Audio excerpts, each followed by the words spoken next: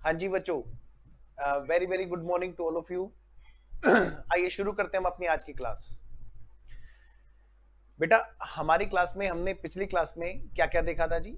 हमारा accounting standard 7 चल रहा था, कंस्ट्रक्शन कॉन्ट्रैक्ट, जो हमने लास्ट क्लास में स्टार्ट किया था। आइए एक बार देखें जरा, छोटा सा रिव्यू लेते हैं पिछली क्लास में हमने क्या क्या किया और फिर आगे की बात करेंगे। बेटे, AS7 के अंदर AS7 के अंदर हमने देखा था कि सबसे पहले हमें क्या बनानी थी, एक इंडेक्स। हमने एक इंडेक्स बनाई थी जी, ये हमारी इंडेक्स है जी। पिछली क्लास में हमने बनाई थी इंडेक्स। किस लिए बनाई थी? क्योंकि एएस बड़ा प्यारा है, लेकिन यहाँ पर थोड़ी सी चीजें कई बार मिक्स कर जाते हैं बच्चे। तो सबसे बढ़िया तरीका है इंडेक्स बना के पढ़ने का। सबसे पहली बात थी कि किसको बोलते हैं कंस्ट्रक्शन कॉन्ट्रैक्ट। फिर दूसरी बात, ये किस पर अप्लाई होता है जी। तीसरी बात, भाई ये इसमें रेवेन्यू क्या होता है जी। फिर आगे कॉस्ट क्या है जी कॉन्ट्रैक्ट की, किसको बोलते हैं प्रॉफिट, है ना, कॉन्ट्रैक्ट के टाइप। तो हमने यहाँ पे थोड़ी सी बात की थी। सबसे पहले हमने बात की थी भाई क्या डिफरेंस है कंस्ट्रक्शन कंस्ट्रक्शन प्रोडक्शन और मैन्युफैक्चरिंग में। ये हमने डिफरेंस क्लियर किया था। कंस्ट्रक्शन मतलब हम इमूवेबल प्रॉपर्टी को जमीन से ऊपर बना रहे हैं। प्रोडक्शन मतलब जमीन के अंदर से जो चीज पैदा की जाती है। और मैन्युफैक्चरिंग मतलब कोई भी इनपुट डाल करके डिफरेंट आउटपुट निकालना इज कॉल्ड मैन्युफैक्चरिंग। हमने पढ़ा था। चलिए फिर बात शुरू की थी हमने, भाई किसको बोलते हैं कंस्ट्रक्शन कॉन्ट्रैक्ट। मैंने कहा भाई देखो सीधी सी बात है, ये एक ऐसा कॉन्ट्रैक्ट है जो कंस्ट्रक्शन के लिए है। कंस्ट्रक्शन किस चीज की? असेट्स या फिर कॉम्बिनेशन ऑफ असेट्स के लिए। ठीक है, असेट्स या फिर कॉम्बिनेशन ऑफ असेट्स के लिए। और वो वाला कॉम्बिनेशन ऑफ असेट्स जो इंटर रिलेटेड है या इंटर डिपेंडेंट है। ठीक है, जैसे मैंने आपको एक एग्जांपल दिया था। अच्छा, ये किस चीज के लिए इंटर डिपेंडेंट है और किस चीज के लिए इंटर कनेक्टेड है? भाई जैसे डिजाइन के लिए, टेक्नोलॉजी के लिए और क्या फंक्शन के लिए, किसी भी तरह से वो इंटरडिपेंडेंट है। एक हमने एग्जांपल लिया था भाई एक असेट्स बनाना भी कंस्ट्रक्शन का कॉन्ट्रैक्ट है। एक से ज्यादा कनेक्टेड यूनिट्स को बनाना भी कंस्ट्रक्शन कॉन्ट्रैक्ट है। आइए जरा, कंस्ट्रक्शन कॉन्ट्रैक्ट में और क्या चीज शामिल थी? कोई भी ऐसी सर्विस जो डायरेक्टली रिलेटेड है। क्या कहा? जो डायरेक्टली रिलेटेड है किससे? कंस्ट्रक्शन से। ठीक है, तो ऐसी सर्विस भी कंस्ट्रक्शन कॉन्ट्रैक्ट का ही पार्ट होती है। हमने कुछ एग्जांपल लिए थे इसके बारे में और मैंने आपसे बताया था काफी बड़ी बड़ी कंपनियां ऐसे करती हैं, बड़ा कॉन्ट्रैक्ट खुद उठा लेती हैं, है ना, और वो सब कॉन्ट्रैक्ट कर देती हैं दूसरी कंपनीज को। ठीक है, तो ये भी कंस्ट्रक्शन कॉन्ट्रैक्ट का ही पार्ट है, मतलब वो भी अकाउंटिंग अपने यहाँ पर AS7 के अकॉर्डिंग ही करती हैं। चलिए आगे बात करते हैं। फिर हमने बात की थी कि भाई ये जो बिल्डिंग को डिमोलिश करने का या डिस्ट्रॉय करके तब रिकंस्ट्रक्ट करने का, यानी कि पहले वाली बिल्डिंग का ढांचा हटाया, उसका मलबा हटा दिया और फिर जाके वहां पर नई बिल्डिंग बना रहे हैं। होता है ना बेटे, कई बार क्या होता है कि भाई एक लाइफ होती है एक असेट्स की, बिल्डिंग की, तो वहां पर एक टाइम के बाद में बिल्डिंग तो खत्म हो जानी है ना। तो उसमें क्या होता है, इससे पहले कि वो गिरे, बढ़िया है उसको हटा करके एक नई बिल्डिंग वहां पर बनाई जाती है। तो ये जो हटाने का कॉन्ट्रैक्ट है, डिस्ट्रॉय करके रिमूवल करने का कॉन्ट्रैक्ट है, ये भी कॉन्ट्रैक्ट कंस्ट्रक्शन का ही पार्ट होता है। आइए जी, AS7 ने इस बारे में बताया कि ऐसे लोग जो इस बात के लिए एग्रीमेंट करते हैं, इस बात के लिए कॉन्ट्रैक्ट करते हैं कि चलो जी हम तुम्हारा ढांचा हटा देते हैं, मलबा यहां से हटा करके ले जाएंगे, तो ये ऐसे बंदे भी जो ठेका लेते हैं, इस चीज का कॉन्ट्रैक्ट करते हैं, उनकी भी अकाउंटिंग AS7 के अकॉर्डिंग होगी। फिर हमने बात की थी यहाँ पर क्या, कई बार बिल्डिंग का रिपेयर रिनोवेशन वगैरह का, कहते हैं जो वहां पर कैपिटल नेचर का काम करते हैं, तो उसके लिए वो भी कवर होगा कहां पर? AS7 में। आइए जरा, अब फिर कुछ उलझने आती हैं बीच बीच में, जैसे कि भाई सिंगल वर्सेस मल्टीपल कॉन्ट्रैक्ट। पहली बात, ये इसकी जरूरत क्यों पड़ी? बेटे एक कॉन्ट्रैक्ट है या अलग अलग कॉन्ट्रैक्ट है, ये डिसीजन कई बार करना पड़ता है हमें। उससे फर्क क्या पड़ेगा, पहले ये बात को समझ लो। उससे फर्क ये पड़ेगा कि वो अकाउंटिंग हमारी इसी के ऊपर डिपेंड होगी। अगर वो एक कॉन्ट्रैक्ट है तो यानी कि उसकी अकाउंटिंग हमने अलग तरीके से, जो भी उसमें मेथड लग रहा है, जो भी हमारा वहां पर मेथड लग रहा है, उसके अकॉर्डिंग हम लोग कर रहे होते हैं। अगर एक से ज्यादा है और वो सारे कॉन्ट्रैक्ट अलग अलग हैं, तो हो सकता है किसी में कोई मेथड लग रहा हो, किसी में कोई मेथड लग रहा हो, लेकिन अगर वो अलग अलग होने के बावजूद भी एक ही कॉन्ट्रैक्ट माने गए, तो सब में फिर अकाउंटिंग का एक ही मेथड लगेगा। ये फर्क पड़ता है सिंगल और मल्टीपल कॉन्ट्रैक्ट होने से। हमने कुछ बात की थी कि अगर मान लिया ऐसा है क्या कि सिंगल कॉन्ट्रैक्ट हुआ सिंगल एसेट बनाने के लिए, तो कोई दुविधा ही नहीं है। दुविधा कहां होती है? कहां पर हमें देखना पड़ता है कि भाई वो सिंगल है, लेकिन लग ऐसा रहा है जैसे कि वो अलग अलग कॉन्ट्रैक्ट हो। जब हमने सिंगल कॉन्ट्रैक्ट किया मल्टीपल असेट्स बनाने के लिए, ठीक है ना, नॉर्मली सच कॉन्ट्रैक्ट क्या है कि एक ही कॉन्ट्रैक्ट माना जाता है। हाँ, ध्यान से अगर वो सेटिस्फाई कर देते हैं ये वाली बात, क्या, तो हम इस केस में क्या करते हैं, उसको अलग अलग कॉन्ट्रैक्ट मानते हैं। फिर देखना पड़ेगा अलग अलग में क्या क्या अकाउंटिंग लग रही है। सेपरेट सेपरेट प्रपोजल्स, अगर भाई वहां पर सेपरेट सेपरेट प्रपोजल था, यानी कि हम चाहे तो उसको एक्सेप्ट करें या ना करें, इसकी वजह से दूसरे को एक्सेप्ट और रिजेक्ट पर प्रभाव नहीं पड़ेगा, तो ये हमारा सेपरेट सेपरेट प्रपोजल एक्सेप्टेबल है। दूसरी बात, हर किसी को देखो सबके अलग अलग फॉर्म है, सबके अलग अलग प्रपोजल्स हैं। दूसरी बात, सबकी अलग अलग एक्सेप्टेंस और रिजेक्शन का राइट है हमारे पास में। तीसरी बात, सबके अलग अलग रेवेन्यूज हैं, अलग अलग उनकी कॉस्ट है, आइडेंटिफाइबल है। तो ये हमारा एक क्राइटेरिया होता है कि कॉन्ट्रैक्ट अलग अलग है, इस बात को डिसाइड करो, ठीक है। वरना एक आदमी ने कहा कि मेरी जी 4 असेस आपको बनानी है, तो ऐसा लगेगा कि चारों असेस का एक ही आदमी से है, एक ही बारी में बात हुई, तो भाई एक कॉन्ट्रैक्ट है। लेकिन उसने कहा कि उसके लिए मैं इतने रुपए दूंगा, उसके लिए इतने रुपए दूंगा, उसके लिए रुपए इतने दूंगा, ठीक है ना, वो वहां पे बनानी है, वो यहाँ पे बनानी है। अब देखो आप कौन कौन से बना सकते हो, तो यानी कि वहां पर प्रपोजल अलग अलग हो गया, वहां पर एक्सेप्टेंस और रिजेक्शन का राइट भी अलग अलग मिल गया, क्योंकि हम नहीं बनाएंगे, उसने कहा ना कि कौन कौन सी बना सकते हो आप देख लो। तो ऐसे केस में हमारे पास राइट आ गया कि हम अलग अलग में से सेलेक्ट कर सकते हैं, भाई इसको करेंगे उसको नहीं करेंगे, और सबका बेटे कॉस्ट भी अलग अलग आइडेंटिफाइबल है। तो भाई ऐसे केस में क्या होगा, वो हमारा मल्टीपल कॉन्ट्रैक्ट बन जाएगा। ये नहीं कि एक आदमी ने 4 असेट्स बनाने के लिए बोला हम उसको सिंगल कॉन्ट्रैक्ट ही मान के चलें, इन केसेस में बात अलग अलग हो जाएगी। मल्टीपल कॉन्ट्रैक्ट्स, नॉर्मली जो सेपरेट सेपरेट कॉन्ट्रैक्ट होते हैं वो इजीली आइडेंटिफाइबल होते हैं। अगर ये कंडीशन सेटिस्फाई हो जाए तो भाई भले ही वो मल्टीपल लग रहे हो, लेकिन कोई एक कॉन्ट्रैक्ट माना जाएगा, ठीक है। अगर एक ही बारी में सबके बारे में बात फाइनल हुई है, कॉम्बो एज ए पैकेज हम फाइनल करते हैं कि ठीक है भाई इन सब के लिए इतने रुपए फाइनल रहे, है ना, अलग अलग नहीं नेगोशिएट कर रहे हैं, ठीक है ना, एक ही बार नेगोशिएट कर रहे हैं। जैसे आप लोग खरीदते हो ना कई बार कॉम्बो क्लासेस का, पेन ड्राइव वगैरह का, कई बार होता है एक ही जगह पे सारे सब्जेक्ट पढ़ने पे थोड़ा डिस्काउंट भी मिल जाती है और थोड़ा सा इजी भी रहता है, टाइम की क्लैशिंग नहीं होती है। Next, and all assets are closely interrelated, और सारी सारी असेट्स जो है इंटर रिलेटेड है, इंटरडिपेंडेंट है। अगर ये दोनों कंडीशन सेटिस्फाई, तीसरी कंडीशन भी, चाहे वो सीक्वेंसली या फिर कॉन्करेंटली करने के लिए है, तो हम मानेंगे कि भाई वो मल्टीपल है भले ही, लेकिन उनको ट्रीट कैसे किया जाएगा, सिंगल की तरह। आइए जरा, AS7 किस पर अप्लाई है जी, भाई एक है कॉन्ट्रैक्टर जिसने कहा है कि मैं करके दूंगा, एक है कॉन्ट्रैक्टी जिसका काम है, जो करवाना चाहता है। ये अकाउंटिंग स्टैंडर्ड 7 किसकी अकाउंटिंग हमें सिखाता है, कॉन्ट्रैक्टर की। AS7 कॉन्ट्रैक्टर पर लगेगा। आइए फिर बेटे, मैंने थोड़ा सा बीच में सीक्वेंस के हिसाब से आगे पीछे मैंने किया था कि बेटे टाइप ऑफ कॉन्ट्रैक्ट हमारे दो तरह के हैं, fix contract, fix price contract, जहां पर कॉन्ट्रैक्ट प्राइस फिक्स है, सेल्स यानी रेवेन्यू अमाउंट फिक्स है, और दूसरा जहां पर ये कहते हैं कि भाई कॉस्ट तुम्हारी जो लगेगी उसके ऊपर हम इतना परसेंटेज दे देंगे, इसको बोलते हैं कॉस्ट प्लस कॉन्ट्रैक्ट। वहां पर कॉन्ट्रैक्ट प्राइस कब डिटरमाइन होता है, जब फाइनल कॉस्ट डिसाइड हो जाए, ठीक है। हालांकि इनमें एस्केलेशन क्लोज का भी रोल आता है फिक्स में। लो जी, तो ये सिर्फ व्यू किसके पर्पस से था, अकाउंटिंग के। आइए, इसके बाद हमारी बात शुरू हुई थी कि भाई कॉन्ट्रैक्ट रिवेन्यू किसको कहते हैं। तो हमने पढ़ लिया बेटे, किस किस को पढ़ लिया हमने, बताओ सर। हमने पढ़ लिया है ये वाला, हमने पढ़ लिया है ये वाला, हमने पढ़ लिया है ये वाला। अब हम कौन सा पढ़ने जा रहे हैं, अब हम ये वाला पढ़ने जा रहे हैं।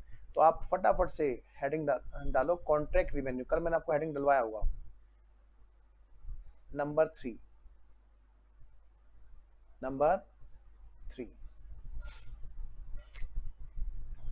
Contract revenue.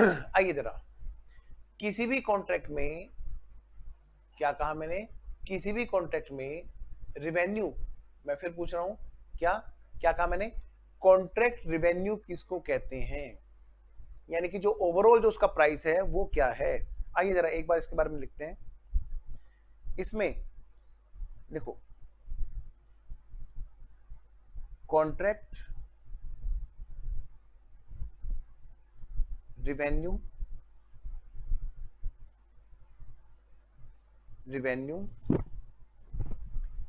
कंटेन्स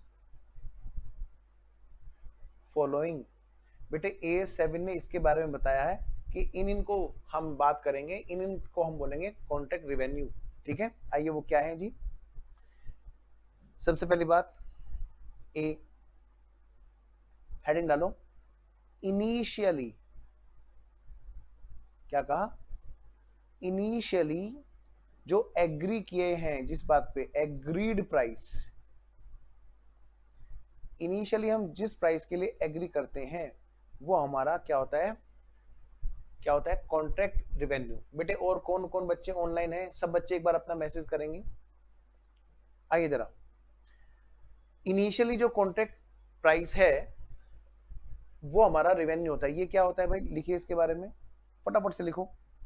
बोथ, कौन कौन बोथ भाई, contractor and contractee, both agreed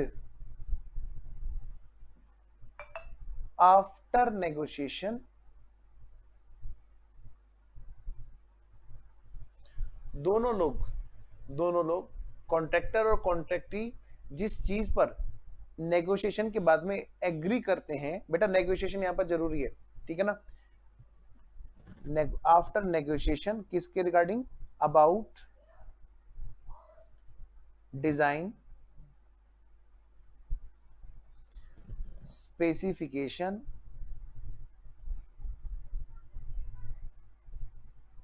and duration etcetera, दोनों के दोनों इन सब पॉइंट पर नेगोशिएशन करने के बाद में जिस चीज पर राजी होते हैं, ठीक है ना, एंड अकॉर्डिंगली, और इसी के हिसाब से वो क्या कर लेते हैं, अकॉर्डिंगली फिक्स कर लेते हैं, fixed the price, this is called agreed price, agreed price. बेटा कॉन्ट्रैक्ट प्राइस में इनिशियली जो एग्री करते हैं हम जिस प्राइस पर, वो रेवेन्यू में शामिल होता है, ठीक है ना। हम किसको बोलेंगे रेवेन्यू में, कॉन्ट्रैक्ट प्राइस में, कि भाई जो स्टार्टिंग में, क्या कहा मैंने, जहां पर स्टार्टिंग में जिस बात पर राजी होते हैं, ठीक है, वो हमारे लिए क्या होता है बेटा, कॉन्ट्रैक्ट प्राइस होता है, ठीक है, आफ्टर नेगोशिएशन। चलिए दूसरा पॉइंट, सेकंड पॉइंट, ये है ए, और अब हम लिखेंगे बी पॉइंट, लिखिए, incentives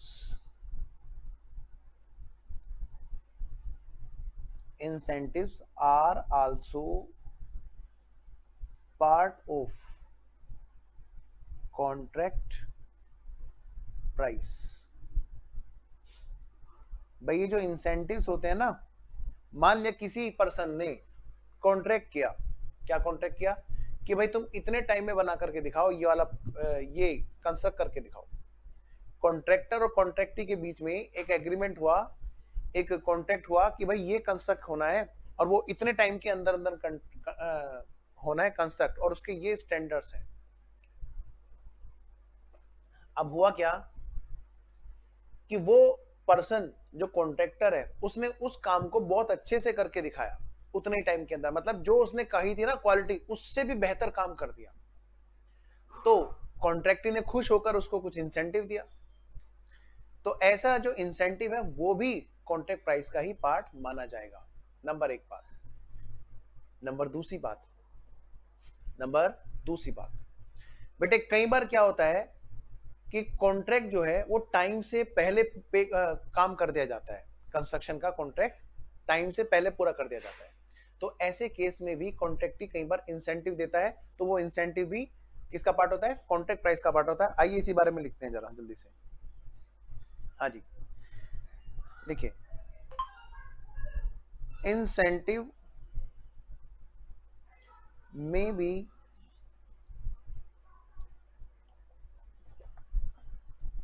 due to incentives may be due to early work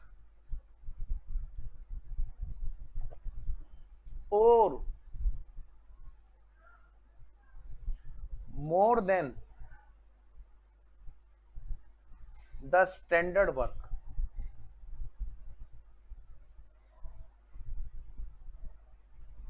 क्या कहा मैंने बेटे? इंसेंटिव किसकी वजह से हो सकता है?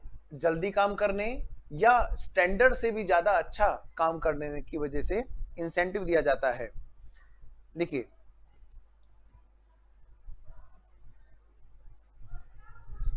Reward that is incentive, reward for which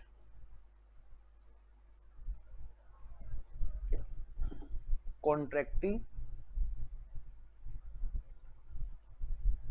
agreed to pay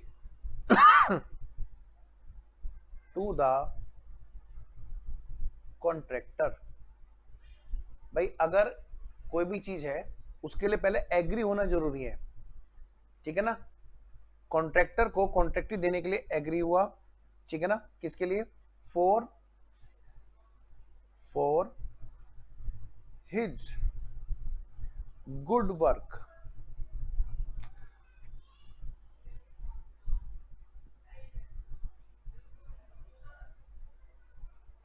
बेटा ये गुड वर्क किस तरह का हो सकता है? या तो भाई उसने टाइम से पूरा कर दिया पहले, या फिर टाइम के अंदर काम किया लेकिन वो बेटर काम किया। Next, such are also part of contract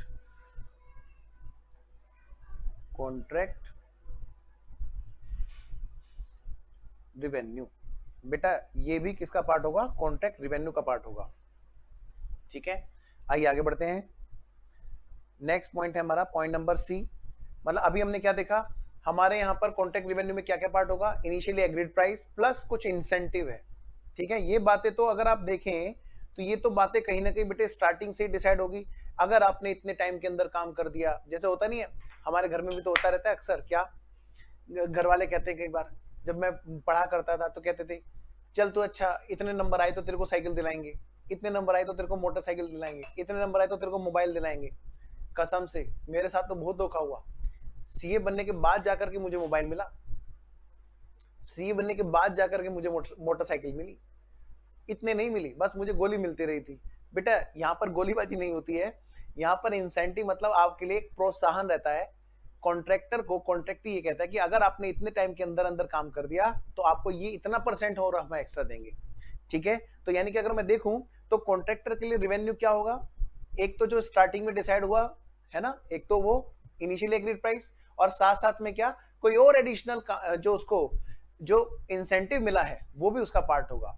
लेकिन कई बार क्या होता है बेटे, काम करते करते कॉन्ट्रैक्टर के काम में थोड़ा सा एडिशन आ जाता है, कभी कभी वेरिएशन आ जाता है। कॉन्ट्रैक्टर कहता है कि आप जो है ना एक काम कर लो, आपने ये काम तो किया ही है, आप इसके साथ में ये भी कर दोगे क्या? अगर वहां पर एडिशनल वर्क आया, एक एडिशनल असेट्स बनाने का साथ साथ में उसकी रिक्वायरमेंट आई, तो उसके लिए जो इंसेंटिव आएगा that is also part of क्या? रिवेन्यू। आइए जरा मैं लिखता हूं यहां पर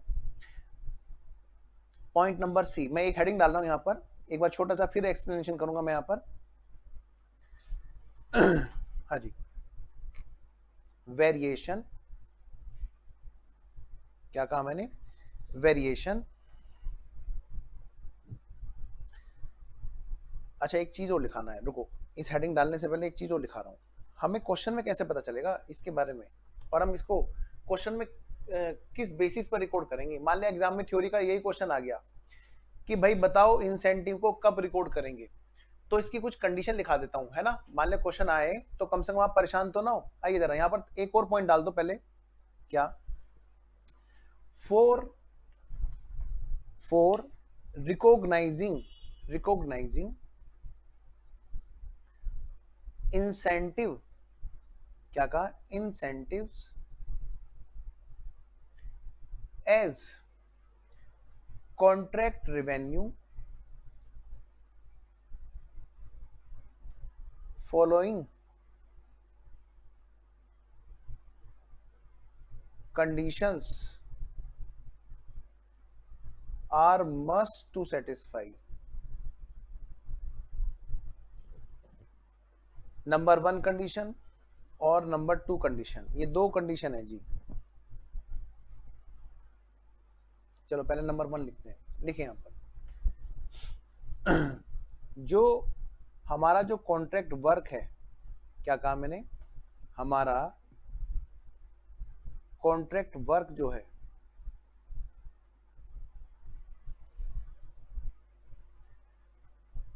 contract work reached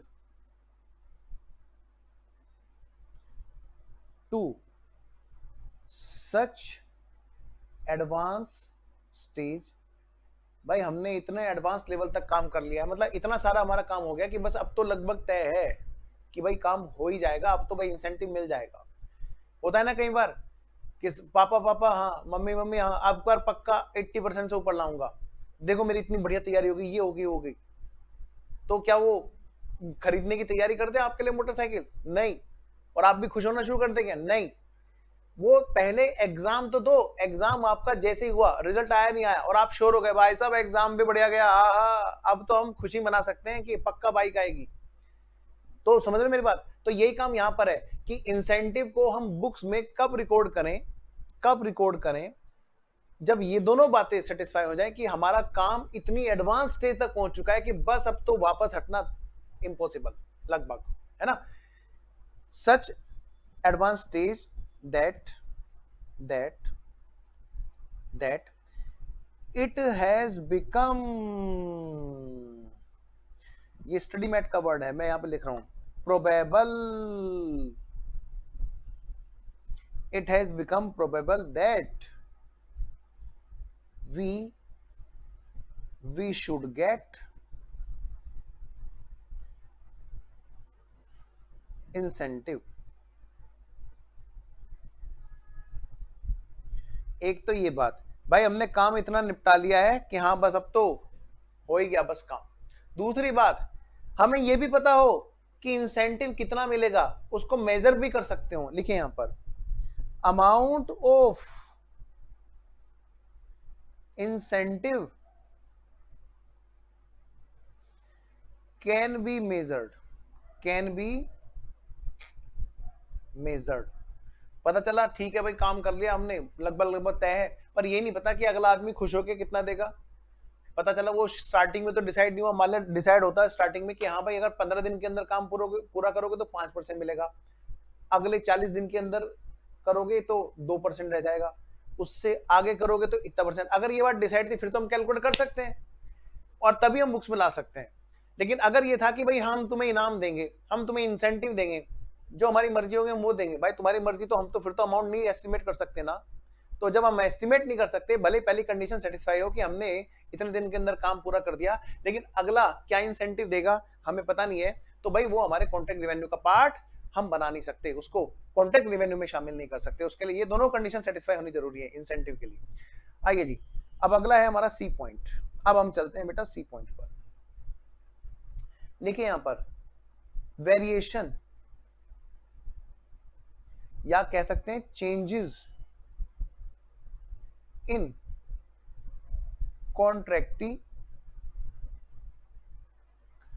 कॉन्ट्रैक्टीज work requirement.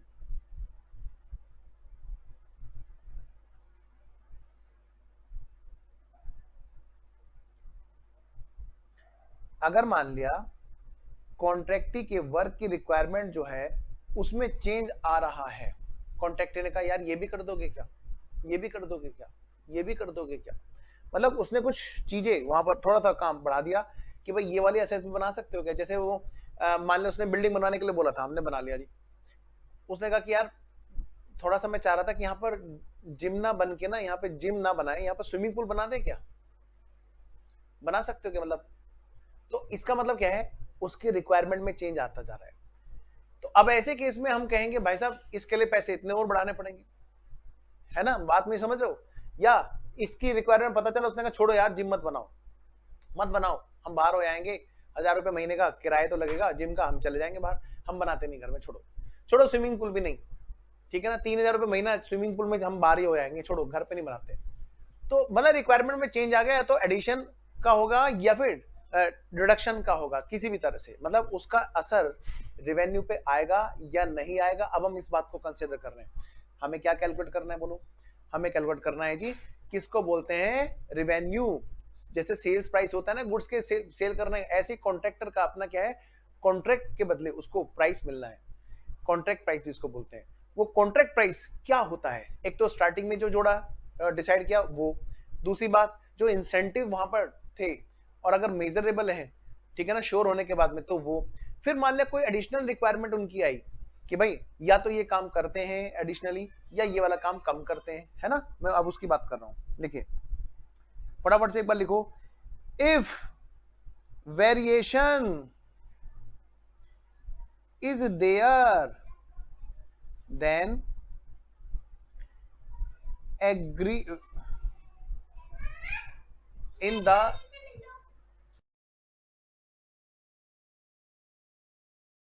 if variation is there in the agreed requirements, भाई अगर मान लिया एग्रीड रिक्वायरमेंट्स में कोई चेंज आता है of contractee, then contract price, क्या कहा, then contract price may be changed but this change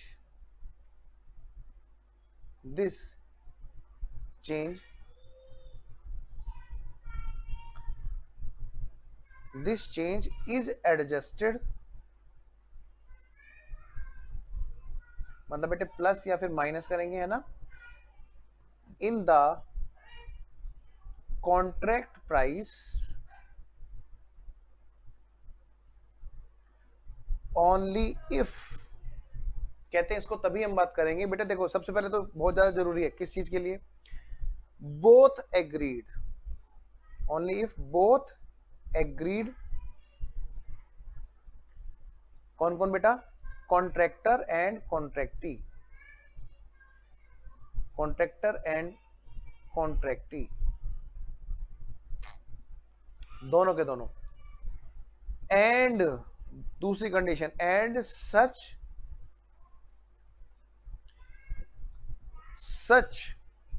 नहीं, इसको लिखो ऐसे, and revenue effect related to such change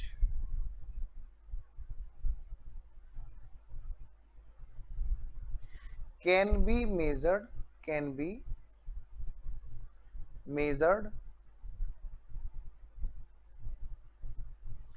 reliably। भाई अगर मान ले कोई चेंज आ रहा है तो पहले तो दोनों उस चीज के लिए राजी हो, नंबर एक बात कि हाँ भाई देने वाला राजी और लेने वाला राजी, फिर क्या करेगा काजी, है ना। तो सीधी सी बात है बेटे, क्या अगर कॉन्ट्रैक्टी और कॉन्ट्रैक्टर राजी हो गए, चलो भाई ठीक है इस चेंज को भी ले आते हैं, आप ये काम भी कर लेंगे हम आपके लिए, चलो जी ठीक है जी, लेकिन साहब ठीक है पेमेंट एक्स्ट्रा लगेगा, उन्होंने कहा ठीक है। अगर उसने बताया कितने रुपए एक्स्ट्रा लगेगा, तो मैं ये कह सकता हूँ that can be measured reliably, उसने बोला 10% एक्स्ट्रा दे देंगे, ठीक है, तो जो ओरिजिनल कॉन्ट्रैक्ट प्राइस था उसका 10% एक्स्ट्रा मिल जाएगा। उसने कहा 10% कम देंगे, इतना कम हम कम करा रहे हैं, ठीक है, तो जो कॉन्ट्रैक्ट प्राइस था उससे 10% कम हो जाएगा, इफेक्ट हम एडजस्ट कर सकते हैं। लेकिन अगर मान लिया उसने कहा ठीक है जी हाँ जी देख लेंगे, तो देख लेंगे तो फिर देख ही लिया बेटे, फिर आप उसको श्योर मत मानो कि कितना पे वो करेंगे, यानी कि वहां पर वो मेजर नहीं कर सकते रिलायबली। इसका मतलब उस केस में हम इस चेंज को एडजस्ट नहीं कर सकते। तो ध्यान से सुनिए मेरी बात को, अगर रिक्वायरमेंट चेंज होती है उसके अकॉर्डिंग अगर रेवेन्यू पर इफेक्ट आना है, तो रेवेन्यू पर इफेक्ट हम तभी कंसीडर कर सकते हैं जब दोनों एग्री करें, नंबर एक बात। नंबर दूसरी बात, उसका चेंज का जो इफेक्ट है वो इजीली मेजरेबल हो, ठीक है। आइए जरा नेक्स्ट, एक लास्ट बात, पॉइंट नंबर डी। क्या कहा मैंने कहा पॉइंट नंबर डी। आइए जरा point number D. Sir point number D, हाँ बेटे, ए बी सी और डी। ए हमने पढ़ा इनिशियली एग्रीड, बी हमने पढ़ा कि भैया कोई भी वहां पर इंसेंटिव है, सी हमने पढ़ा कोई रिक्वायरमेंट में चेंज आया तो उसको भी एडजस्ट करके देखेंगे। अब देखते हैं कि क्या रिवेन्यू आया। डी पढ़ने जा रहे हैं कि भाई अगर मान लिया डिफॉल्ट हो गया, मान लिया डिफॉल्ट हो गया, कॉन्ट्रैक्टर और कॉन्ट्रैक्टी के बीच में हुआ क्या, कॉन्ट्रैक्टी और कॉन्ट्रैक्टर के बीच में हुआ क्या बेटे, डिफॉल्ट हो गया। आइए जरा लिखिए यहां पर, तो उसके केस में क्या होगा, कंपनसेशन होता है जी, मतलब क्लेम। और बात किसकी कर रहे हैं हम, AS7 की, तो बात किस पर आ रही है, कॉन्ट्रैक्टर पर। तो हम कॉन्ट्रैक्टर के अकाउंटिंग के हिसाब से देखते हैं, क्लेम अगेंस्ट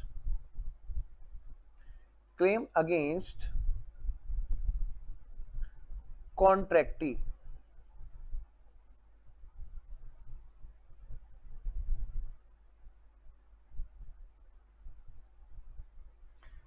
आइए जी, मैं यहां पर पहले कुछ लिखाता हूं फिर उसको समझाऊंगा, ठीक है, फटाफट से लिखो। such claims are the compensation। कई बार तो ना आपको लिखते लिखते समझ में आ जाएगा, the compensation made by the contractee, made by the contractee for mistakes done by him.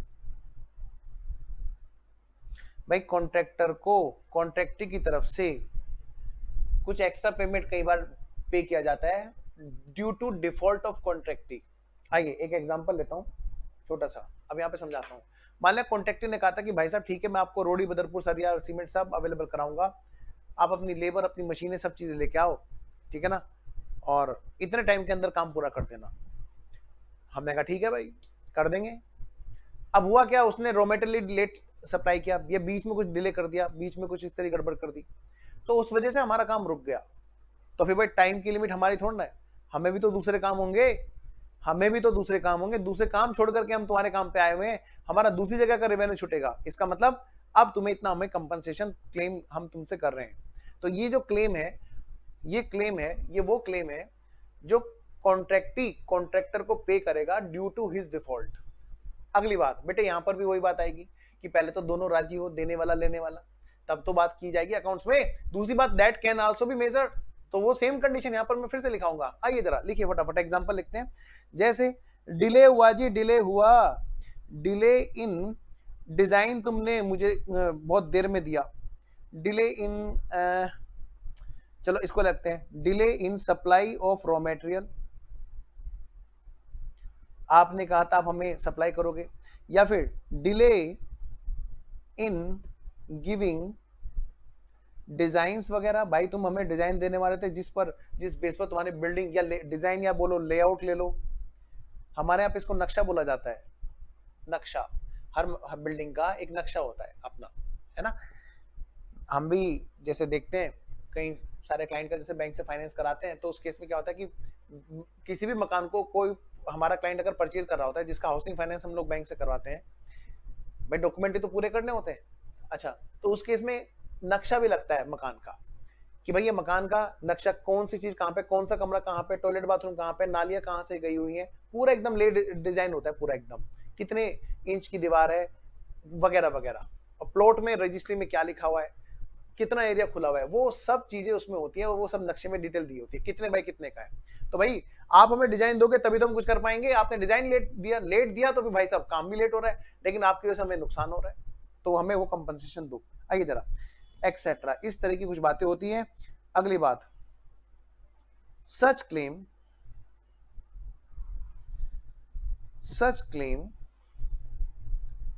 will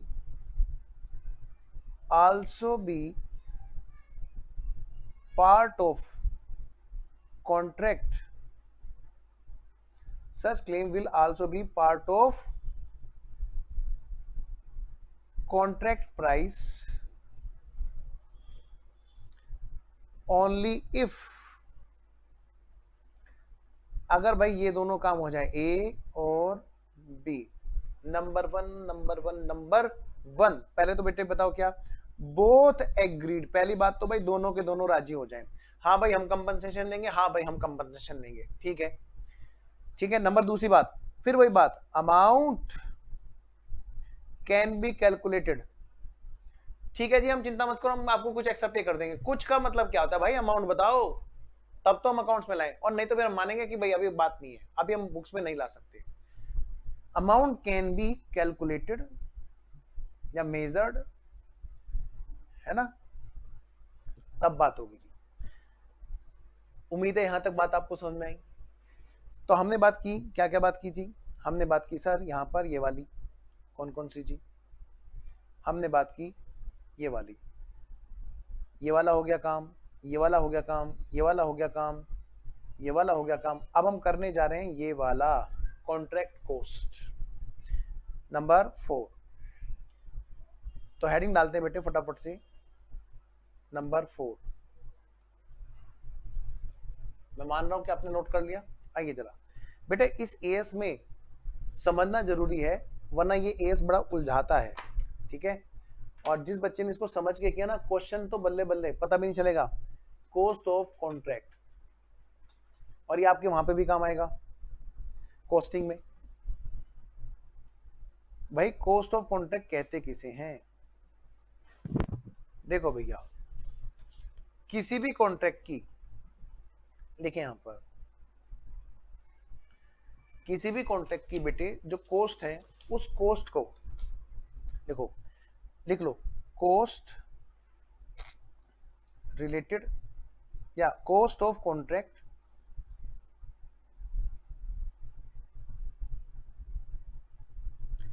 is as under, बेटे इन सब को कॉस्ट ऑफ कॉन्ट्रैक्ट बोला जाता है। नंबर 1, इसमें सबसे पहली बात मैं लिखूं यहाँ पे, पहले मैं हेडिंग लिख रहा हूं, ए बी सी और डी। हाँ जी, ए एक तो होती है बेटे क्या, डायरेक्ट कॉस्ट, डायरेक्ट कॉस्ट, दूसरी होती है बेटे अलोकेटेड कॉस्ट। मैं अभी एक बार पहले लिखा देता हूं आपको, फिर आपको ये समझाऊंगा। स्पेशली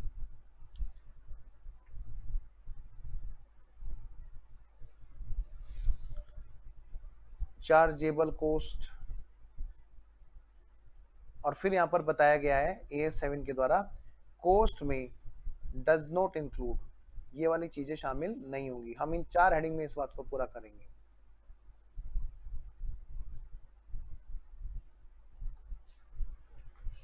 कॉस्ट कहते किसे हैं, कॉस्ट ऑफ कॉन्ट्रैक्ट कहते किसे हैं, आइए जरा बात शुरू करें। कॉस्ट ऑफ कॉन्ट्रैक्ट कहते किसे हैं,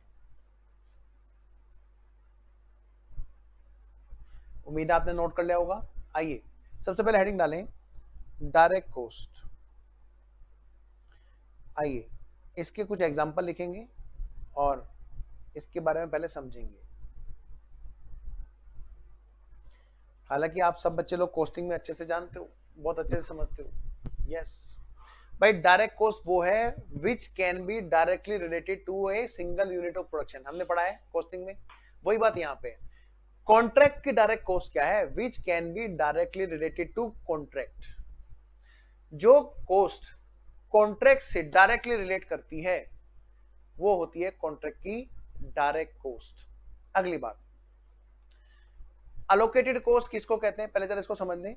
अलोकेटेड कॉस्ट किसको कहते हैं भाई, वो वाली कॉस्ट, क्या कहा मैंने, वो वाली कॉस्ट जो कई सारे कॉन्ट्रैक्ट के लिए खर्च की गई है। आपने पढ़ा है ना डिपार्टमेंट में, जैसे ओवरहेड्स में पढ़ा है आपने, अलोकेशन, अपोर्शनमेंट, है ना, याद है, एब्जॉर्प्शन, वहीं से ये समझ लो, वहीं से लिंक बनाना है इसका।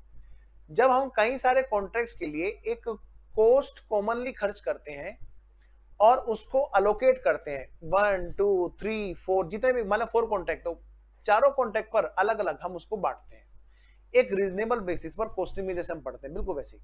तो ये कॉस्ट कहलाती है allocated cost.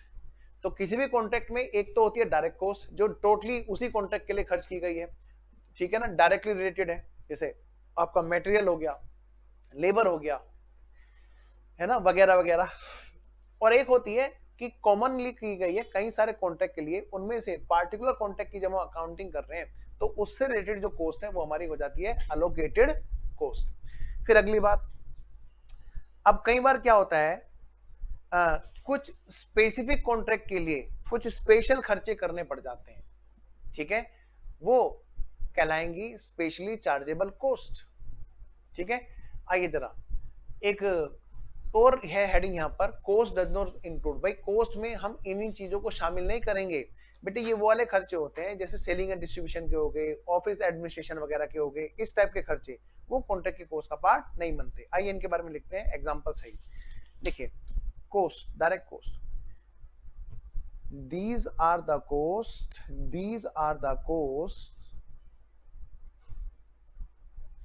which are incurred and directly related to the contract. मतलब अगर ये कॉन्ट्रैक्ट नहीं होता तो ये वाला खर्चा नहीं हो रहा होता। आइए जरा इसके कुछ एग्जांपल्स लिखते हैं। हमेशा की तरह वही आता है, रॉ मटेरियल। हाँ सर ये तो डायरेक्ट एक्सपेंस में हम लोग काउंट करते हैं, कॉस्टिंग में हमने सीखा था। रॉ मटेरियल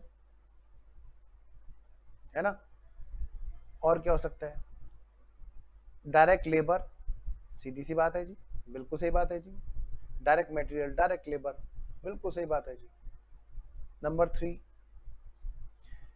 बेटे, यहां पर डायरेक्ट एक्सपेंस में बोल रहा हूं एक बार, यहां पे फिर से प्राइम कॉस्ट की तरह डायरेक्ट एक्सपेंस। बेटे जैसे मान ले कोई हमने सुपरविजर हमने स्पेशली इसीलिए रखा हुआ है, सुपरविजर, कोई सुपरवाइजर हमने रख रखा है यहाँ पर, या फिर कोई पार्टिकुलर मैनेजर रखा है स्पेशली इसी के लिए, है ना, तो वो हमारी क्या बन जाती है, डायरेक्ट कॉस्ट। नंबर 4 बेटे एक बड़ी काम की चीज है, मैं लिख रहा हूं यहां पर AS16 बोरोइंग कॉस्ट। भाई ये वाला जो हमने प्रोडक्ट तैयार किया है वो कंस्ट्रक्ट किया जा रहा है, आपको पता है, और इसके लिए फाइनेंस उठाया गया है और सब्सटेंशियल टाइम ये ले रहा है। आपको पता है, आपने पढ़ा है AS16 में बोरोइंग कॉस्ट, इंटरेस्ट वगैरह की कॉस्ट जो स्पेसिफिकली इसी से एसोसिएटेड है, और ये कॉस्ट इनकर की जा रही है सब्सटेंशियल असेट्स पर, क्वालिफाइंग असेट्स पर। क्वालिफाइंग असेट्स मतलब जो सब्सटेंशियल टाइम लेती है टू गेट रेडी। और ये 5-7 टावर बन रहे हैं मान लिया, और ये स्पेशली इसी को लेकर के तभी हम लोग काम कर पाएंगे। तो बेटा ये कॉस्ट भी हमारा इसी का पार्ट होती है, लेकिन वही वाले लिमिट तक जहां तक to that extent AS16 says, AS16 borrowing cost. ठीक है ना, तो ध्यान रखना, इसका मतलब जितना AS16 ने कहा है उतनी वाली बोरोइंग कॉस्ट भी यहां पर इसका पार्ट बनेगी। आइए आगे बढ़ते हैं। नेक्स्ट है हमारी depreciation on plant and machinery. Depreciation on plant and machinery, एक मिनट होल्ड करना बेटा, बस एक मिनट में आया भाई।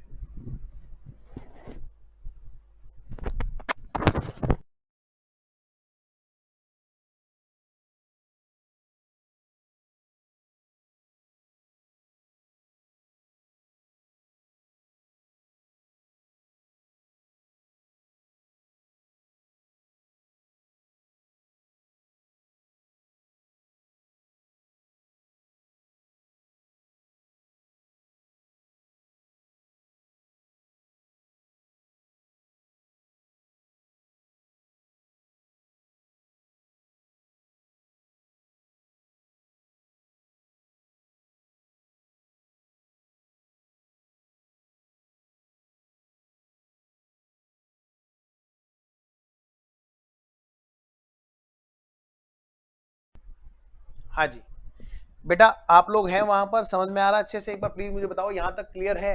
प्लीज मुझे एक बार जल्दी से बताओ ताकि मैं आगे बढ़ूं। यहां तक सब क्लियर है? कोई डाउट किसी तरह का? क्योंकि यही सब चीजें हमें क्वेश्चन में मिलने वाली हैं। जिसने इनको ढंग से कर लिया उनके लिए क्वेश्चन खेल रहेगा बस। आइए जरा, depreciation on plant and machinery, भाई वो वाली एसेट्स है ना, फॉर द, लिखो वहां पे, फॉर द पीरियड, उतने पीरियड का depreciation for which plant and machinery used on contract.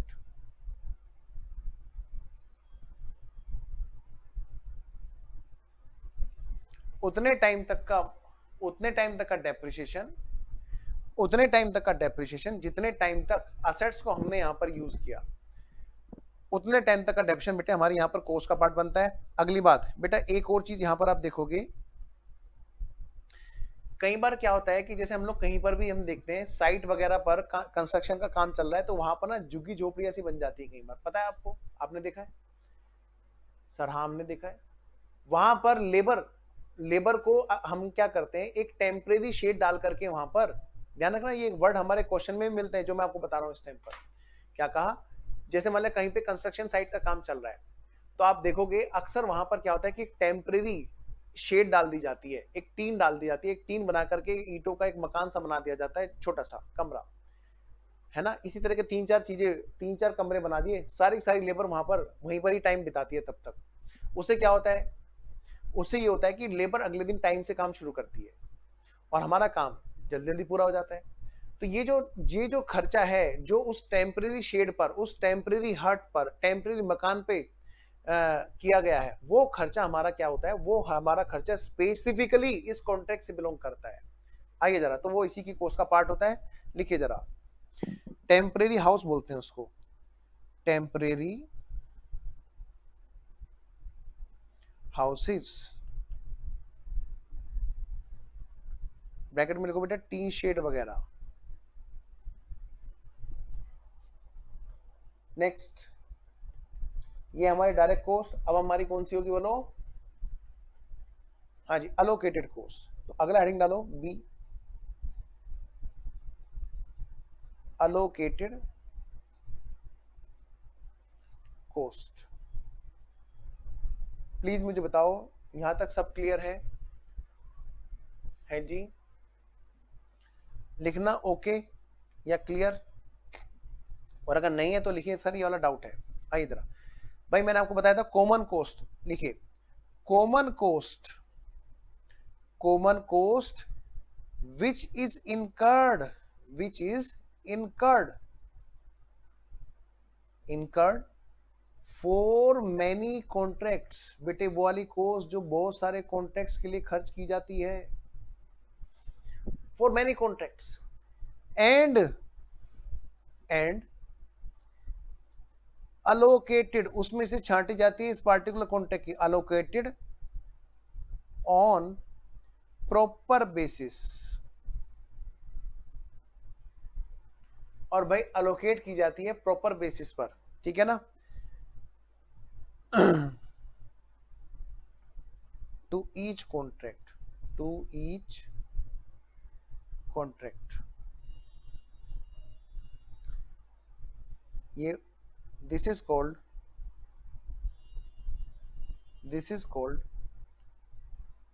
Allocated cost.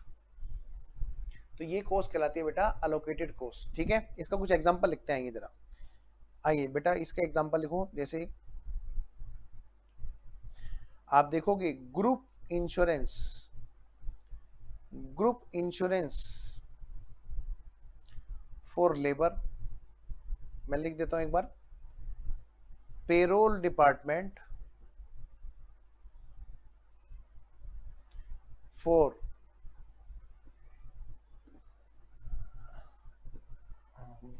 Payroll department, या कहें तो एचआर डिपार्टमेंट, ठीक है। आर्किटेक्ट्स,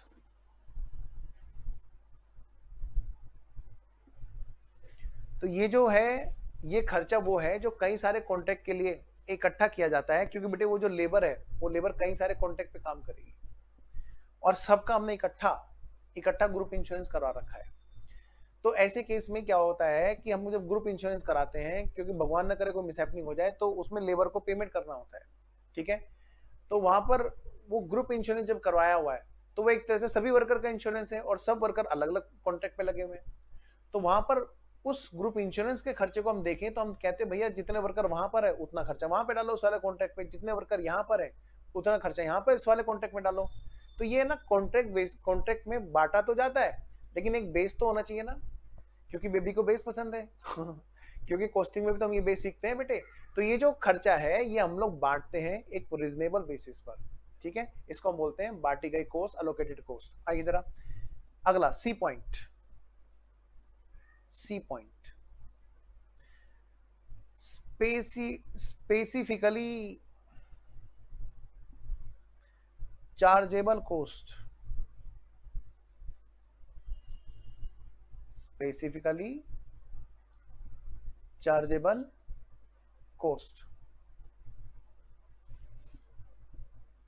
बेटे मान लिया किसी कॉन्ट्रैक्ट पर पार्टिकुलरली स्पेसिफिकली कोई रिक्वायरमेंट हुई अलग से कि भाई ये वाला काम इसमें, जैसे ये वाला सब बिल्डिंगें हमने बना रहे थे सातों के सातों टावर जिस पर व्हाइट कलर का पेंट होना था, एक पार्टिकुलर रिक्वायरमेंट है कि भाई हमारे यहाँ पर ना आप कलर चेंज करना, तो वहां पर एक एडिशनल कलर लाना पड़ेगा।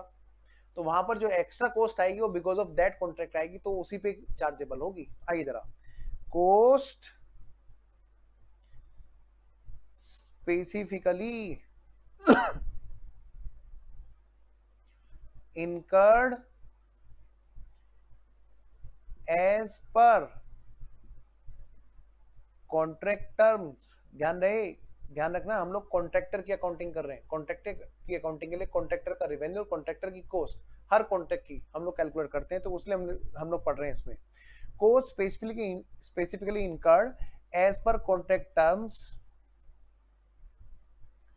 Chargeable from कॉन्ट्रैक्टी।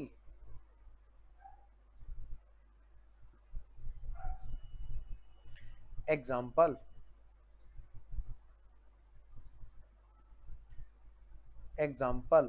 जो मान लिया particular expenses incurred and reimbursed। आइए जी नेक्स्ट पॉइंट है हमारा पॉइंट नंबर डी। बस बेटे बस, इसके बाद में तो अपने क्वेश्चन शुरू होने वाले हैं। पॉइंट नंबर सी के बाद में पॉइंट नंबर डी, यहाँ पर हेडिंग डालो किस किस को हम बोलेंगे कि वो कोस्ट का पार्ट नहीं है। कोस्ट डज नॉट इंक्लूड, बेटे इन चीजों को कोस्ट में शामिल नहीं किया जाता है जी। मतलब ये वाली जो चीजें हैं भले ये खर्च भी हो रही हो, इनको हम कोस्ट में कभी भी कॉन्ट्रैक्ट की कोस्ट में शामिल नहीं करेंगे। आइए जी वो क्या क्या है जी, लिखिए बेटा। Selling and distribution expenses. Number 2 general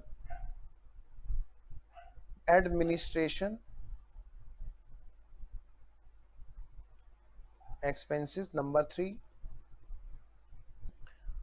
office expenses बेटा। Number 4 auditor expenses. जितने भी हमारे ऑफिस से रिलेटेड है ना ये सब वही लिखे हुए हैं, देखा जाए तो जनरल एडमिनिस्ट्रेशन का पार्ट होते हैं ये सब। मैं यहाँ पर ना ये हटा देता हूँ इसको ना, इसको नंबर ऐसे लिखता हूँ नंबर 2 कि जनरल एडमिनिस्ट्रेशन एक्सपेंस है, जिसके अंदर जैसे ये हो गया, एक और लिखा देता हूँ रिसर्च एंड डेवलपमेंट वगैरह, है ना।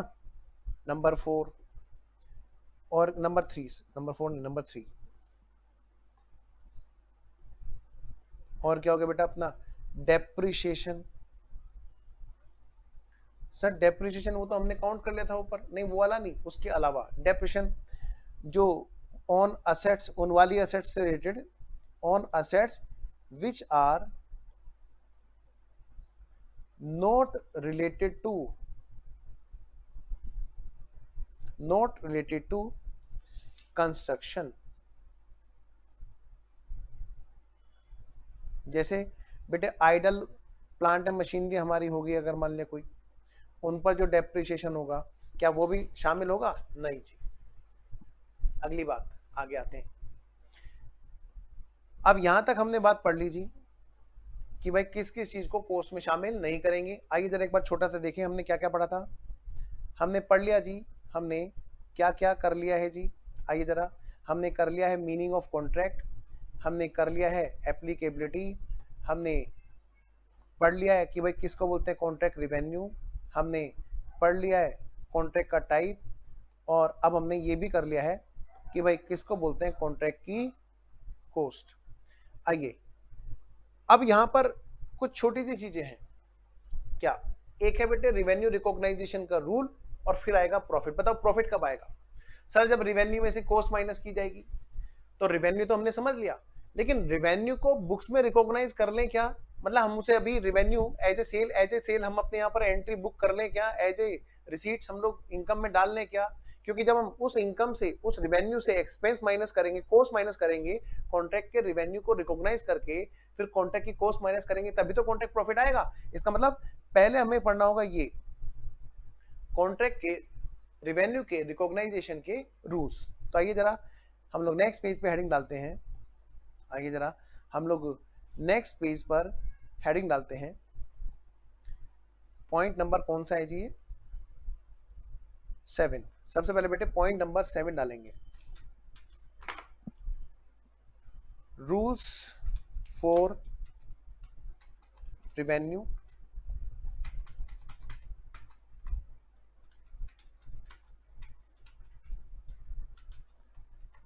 रिकॉग्नाइजेशन। एक और नाम से हम इसको जान सकते हैं, मेथड्स। क्या बोलेंगे? Methods for revenue recognisation. बेटे मुझे साथ साथ आपका जवाब चाहिए, एक बार प्लीज बताओगे क्या? इससे पहले कोई डाउट तो नहीं है आपको? इससे पहले तो कोई डाउट नहीं है ना? क्योंकि अब जो हम लोग करने जा रहे हैं यहाँ पर rules for recognisation of revenue, यहां से हमारे समझ लो एक तरह से न्यूमेरिकल शुरू हो रहे हैं।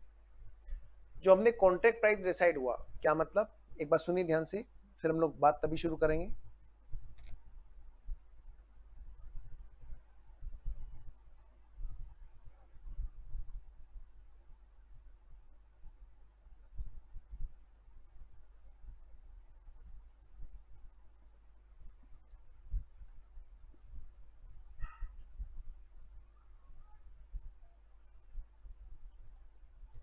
बेटा ये है कौन? कॉन्ट्रैक्टर। और इधर ये है कौन? कॉन्ट्रैक्टी। बेटा AS7 किस पे लगेगा? इस पर लगेगा। AS7 अकाउंटिंग किसकी सिखा रहा है? कॉन्ट्रैक्टर की। ठीक है, ये इसको ये बताता है कि भाई तुम कितने रुपए, पहले देखो इन दोनों के बीच में क्या डिसाइड हुआ, बोलो सर। इन दोनों के बीच में जो डिसाइड हुआ, इन दोनों के बीच में जो डिसाइड हुआ कि कॉन्ट्रैक्टी कॉन्ट्रैक्टर को देगा, क्या देगा जी? CP। Sir Connaught place? नहीं नहीं, क्या देगा? ये इसको देगा जी CP, मतलब कॉन्ट्रैक्ट प्राइस देगा। मतलब एक तरह से देखा जाए, कॉन्ट्रैक्टर ने कहा कि भाई इतने में हमें प्रोडक्ट बना के दे दोगे कि हाँ, वो जो प्राइस डिटरमाइन हुआ, चाहे वो इनिशियली एग्रीड प्राइस है, चाहे वो इंसेंटिव के साथ में है, चाहे वो एडिशनल वर्क की रिक्वायरमेंट के साथ में है, चाहे जो भी चीजें है वहां पर, वो प्राइस हो गया। वो देखा जाए तो एक तरह से टोटल सेल्स प्राइस की तरह है इसके लिए। हाँ, लेकिन हुआ क्या कि ये जो कॉन्ट्रैक्ट है ये 1 साल में जाकर के कंप्लीट नहीं हो रहा है, क्योंकि यहां पर हम आगे देखेंगे कि कुछ कॉन्ट्रैक्ट्स ऐसे होते हैं जो 1 ही साल में कंप्लीट हो जाते हैं, लेकिन कुछ कॉन्ट्रैक्ट्स ऐसे होते हैं जो 3 या 4 या पता नहीं कितने साल में जाकर के कंप्लीट होंगे। 1 2 3 4। अब इंतजार करें कि 4 साल खत्म हो, 1 2 3 4, और फिर जाके हम बोले ये है हमारा कॉन्ट्रैक्ट प्राइस, ये हमारी एक तरह से क्या है, जस्ट लाइक सेल प्राइस है, मतलब ये बेटा रिवेन्यू है हमारी, रिवेन्यू। कॉन्ट्रैक्टर के लिए क्या ये है कि वो 4 साल तक वेट करेगा, 4 साल के बाद में इकट्ठा रिवेन्यू से माइनस करेगा, माइनस कॉन्ट्रैक्ट की कॉस्ट, चारों साल की कॉस्ट जोड़ करके तब वो माइनस करेगा। सोच के देखो जरा अकाउंटिंग में क्या समस्या आती होगी, और फिर जाके निकालेगा कि ये है हमारा कॉन्ट्रैक्ट प्रॉफिट। इसका मतलब तो पता क्या हुआ, इसका मतलब ये हुआ कि कॉन्ट्रैक्टर अब 4 साल तक इनकम टैक्स रिटर्न ही नहीं भरेगा, कॉन्ट्रैक्टर 4 साल तक अकाउंट ही नहीं बनाएगा, कहेगा चौथे साल में जाकर के जब कॉन्ट्रैक्ट पूरा होगा तब मुझे कॉन्ट्रैक्ट पैसे देगा, और तब मैं अपनी सेल या अपने रेवेन्यू मानूंगा, फिर मैं चारों साल का इकट्ठा खर्चा इस कॉन्ट्रैक्ट वाला एक साथ घटाऊंगा, एक ही साल में मैंने सारा प्रॉफिट कमाया। इसका मतलब तो ये हो जाएगा ना बेटा, देखा जाए तो बहुत कुछ गलत हो जाएगा अकाउंटिंग में। यहां पर एक्रूअल बेसिस खत्म, यहां पर मैचिंग कॉन्सेप्ट देखो, टाइम में सब चीजें हिल जाएंगी। इसी बात को सुलझाने के लिए तो AS7 आया है, और AS7 ने कहा कि भैया देखो बहुत सीधी सी बात है, क्या कि तुम्हारे यहां पर जो खर्चा हो रहा है, कुछ कॉस्ट यहां पे खर्च हो रही है, कुछ कॉस्ट यहां पे खर्च हो रही है, कुछ कॉस्ट यहां पे खर्च हो रही है, और कुछ कॉस्ट यहां पर इस साल में भी जाकर के खर्च हुई। बिल्कुल सही बात है। कहते हैं एक्रूअल बेसिस का ध्यान रखो, और हम बताते हैं कि तुम्हें कैसे इस कॉस्ट जो तुमने सच्ची मुच्ची में खर्च किए पहले साल में या दूसरे साल में, पहले तो इसको एक नाम दो, करंट ईयर कॉस्ट। क्या नाम दोगे? Current year cost. जिस भी साल में तुम अकाउंटिंग कर रहे होंगे उसको तुम नाम दोगे करंट ईयर कॉस्ट, है ना, या cost till date, current year cost, है ना। कहते हैं तुम फिर इससे लड़ाई कराना। किसकी लड़ाई कराना? जैसे हमेशा होती है, क्या कुछ कॉन्ट्रैक्ट प्राइस को तुम यहां पर बुक करना,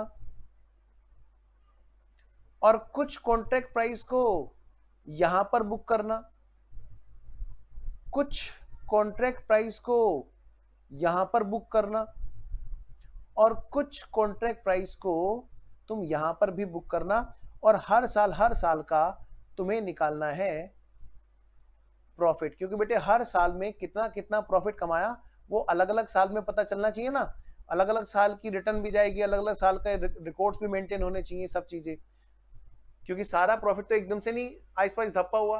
तो इसके लिए बेटे AS7 आपको सिखाता है कि ये जो रिवेन्यू है, किस किस साल में कितना कितना रेवेन्यू भेजा जाएगा इस टोटल कॉन्ट्रैक्ट प्राइस का। आई रिपीट, इस टोटल कॉन्ट्रैक्ट प्राइस का कितना कितना रेवेन्यू भेजा जाएगा, इस टोटल कॉन्ट्रैक्ट प्राइस का कितना कितना रेवेन्यू भेजा जाएगा हर एक साल में, जिससे ये डिसाइड हो सके कि भाई प्रॉफिट जो है वो कितना हुआ, किस किस साल में कितना कितना प्रॉफिट हुआ। समझ रहे आप मेरी बात को? तो ध्यान से बच्चों, अब जो यहाँ पर रेवेन्यू रिकॉग्निशन के रूल है वो इसी बात को समझा रहे हैं। बेटे आपने कॉस्टिंग में भी कर रखा है, वैसे तो आपने कॉस्टिंग में भी कर रखा है, लेकिन फिर भी मैं यहाँ पर उसको कराऊंगा अच्छे से। आइए जरा, तो एक छोटी सी बात लिखते हैं यहाँ पर, फटाफट से आइए।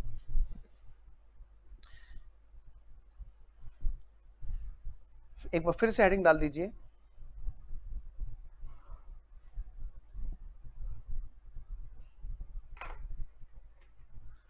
Rules to recognise contract price, bracket में लिखो रेवेन्यू,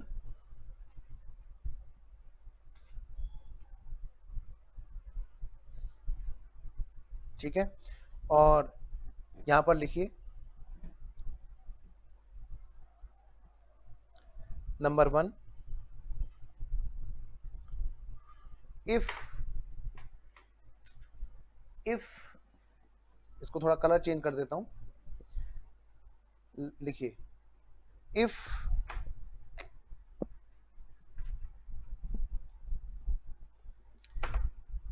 फाइनल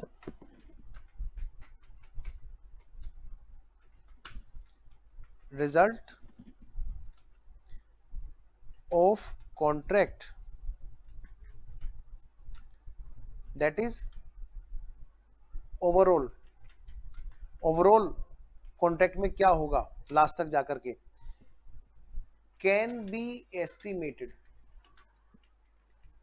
अगर हम किसी काम को कर रहे हैं तो हम उसका एक एस्टिमेट लगा सकते हैं ना भाई, आगे जाके इस कॉन्ट्रैक्ट में क्या होगा, ओवरऑल इसमें प्रॉफिट होगा कि लॉस होगा। मतलब जैसे हमने कोई कॉन्ट्रैक्ट ले लिया, स्टार्टिंग में हम क्यों लेंगे अगर हमें पता होगा कि उस पर प्रॉफिट हो कि लॉस होगा? बिल्कुल भी नहीं।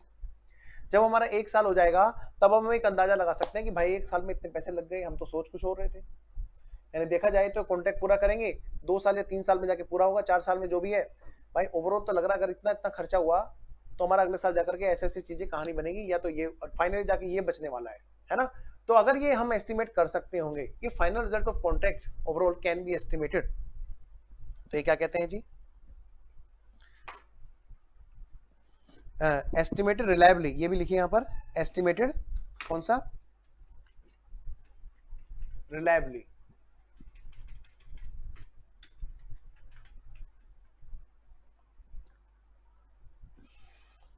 देखिए यहां पर, देन रेवेन्यू ब्रैकेट में लिखो सीपी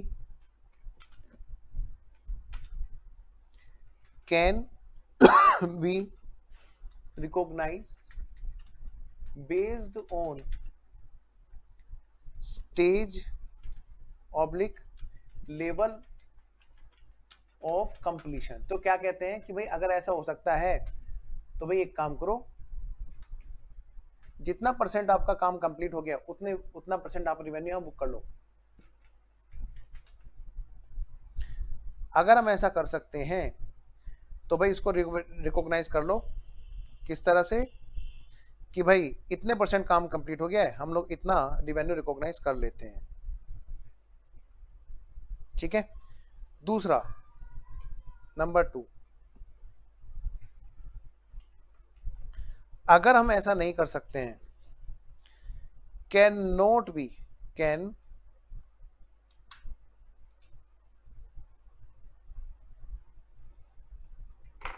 नोट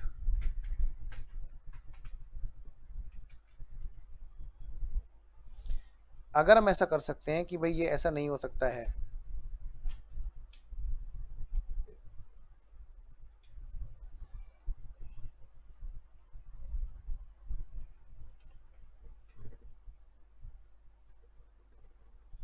तो अब ऐसे केस में अगर हम नहीं कर सकते कैन नोट बी, तो यहां पर क्या कहते हैं, देन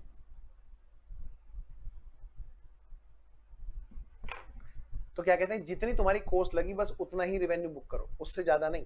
देन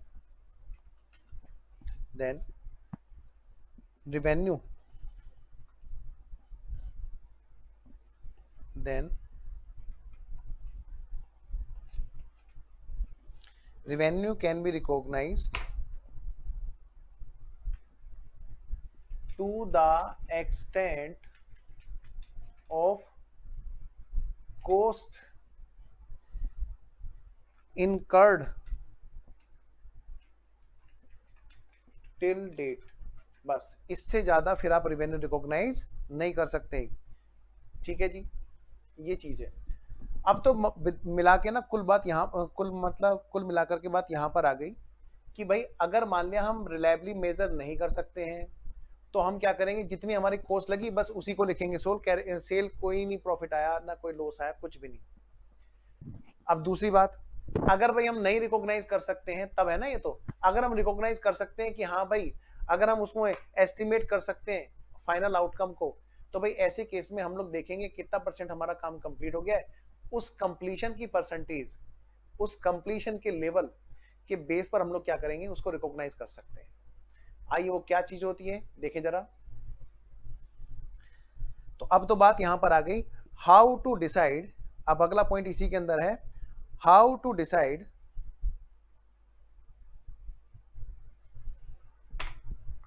हेडिंग डालिए, how to calculate, how to decide stage oblique level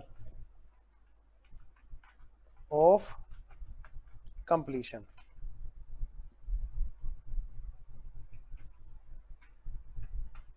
कि भाई हम कैसे माने कि वो इतने % काम कंप्लीट हो गया है, ये किस बेस पे डिसाइड होता है जी? How to decide level of completion. आइए जी, यहां पर बेटे 3 मेथड होते हैं इसके डिसाइड करने के, ध्यान से। कितने? 3 मेथड, 1 2 3। सबसे पहले मैं आपको बताऊंगा, देखो ये तो है हमारा नंबर 1,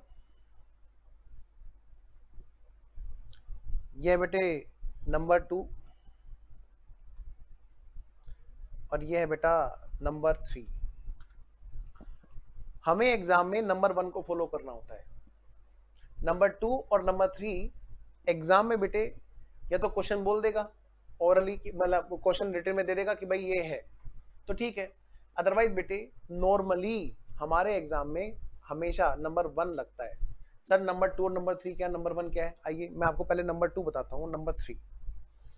नंबर 2 की बात करते हैं पहले, पहले जरा उसकी बात कर लें जिसके लिए बहुत ज्यादा हमें मेहनत करने की जरूरत ही नहीं है। आइए जरा लिखिए, यहां पर हेडिंग डालिए, फिजिकल कंप्लीशन मेथड। बेटे इसके लिए क्या सिंपल सा फंडा है कि भाई काम कितना दिया था, मान लिया हमें बोला था कि 10 किलोमीटर की रोड बनानी है, मान लिया हमें बोला था कि 10 किलोमीटर की रोड बनानी है, हम है कौन, कॉन्ट्रैक्टर, और हमें dash amount of contract price मिलेगा। तो हम कह रहे हैं कि भाई हमने पहले साल में इतना खर्चा कर दिया, ठीक है, अब हमें क्या चाहिए वहां पर, सेल या रिवेन्यू, जिससे हम कंपैरिजन करें, प्रॉफिट निकाल लें। तो वो रिवेन्यू कितना डालें, कहते हैं जितना % तुम्हारा काम कंप्लीट हो गया है उतना %। तो हम कैसे चेक करेंगे? ये जो सेकंड मेथड है ये सिखाता है कि भाई ये बताओ तुम्हारी रोड, तुमने रोड कितनी कंप्लीट बना ली है, तो जितनी कंप्लीट बना ली है उतने % तुम सेल को, रिवेन्यू को अभी बुक कर दो यहीं पर। तो यहां पर क्या होगा, सीधी सी बात है, यहां पर लेवल ऑफ कंप्लीशन जो डिसाइड किया जाता है, लेवल ऑफ कंप्लीशन जो डिसाइड किया जाता है इज डिसाइडेड बाय फिजिकल सर्वे। बेटे एग्जाम में हम लोग फिजिकल सर्वे तो करने जाएंगे नहीं, क्वेश्चन हमारे यहाँ पर ऐसा तो आएगा नहीं कि भाई जाओ भाई जाओ फलाना जगह पे जाओ देख के आओ कितना काम कंप्लीट हुआ, फिजिकली जाके चेक करो। एग्जाम में थोड़ा हमें एग्जामिनेशन रूम से थोड़ा बाहर निकलने देंगे। तो हमें क्वेश्चन कैसे दे सकता है कि भाई 10 किलोमीटर की रोड बनानी थी, 6 किलोमीटर की रोड बन गई है, या बोल सकता है क्या हमें 10 बिल्डिंग, 10 लेवल, 10 माले बनाने थे, 10 फ्लोर बनाने थे, उसमें से 6 फ्लोर बन गए हैं। तो सीधी सी बात है, तो 60% रेवेन्यू हमारा हम तुरंत बुक कर लेंगे, क्योंकि फिजिकल बेसिस पर हमें क्वेश्चन बताएगा कि फिजिकली इतना काम पूरा हो गया है। तो सीधी सी बात है, रेवेन्यू बुक करने के लिए ये वाला मेथड कहता है कि फिजिकली चेक करो कि कितना काम पूरा हो गया है, और फिजिकली एग्जाम में या तो क्वेश्चन बता देगा तो हम मानेंगे फिजिकली, अदरवाइज बेटे फिजिकली हम बाहर तो जान सकते हैं एग्जाम रूम से। Now come to the point. Next जो अगला मेथड है, लास्ट वाला नंबर 3, ये है बेटे बेस्ड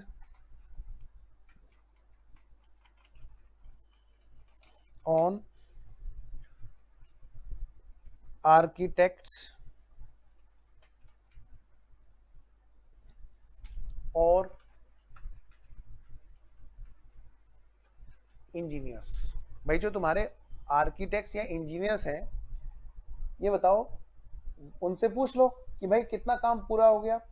तो कॉन्ट्रैक्टर क्या करेगा, आर्किटेक्ट को बुलाएगा, भैया देखना एक बार जरा कितना काम कंप्लीट हो गया है आपके हिसाब से। इंजीनियर देखना साहब कितना काम हो गया पूरा, मतलब खुद ना देख करके किसी और प्रोफेशनल जो उस चीज के एक्सपर्ट हैं, है ना, उनके बेसिस पर हमने डिसाइड कर लिया, उन्होंने बताया कि इतने % काम कंप्लीट हो गया। पता है बेटे इसका सर्टिफिकेट भी देते हैं, ठीक है ना। तो यानी कि on the basis of certificates,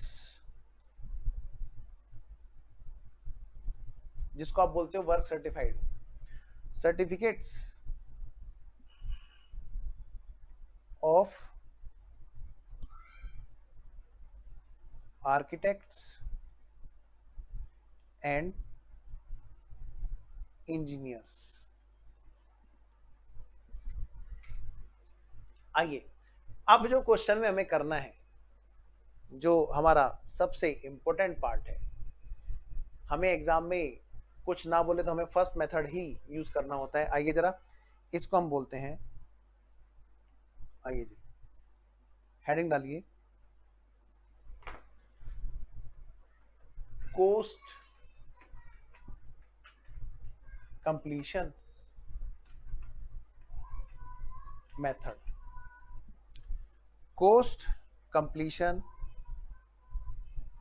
method, ये मेथड बड़ा आसान है जी।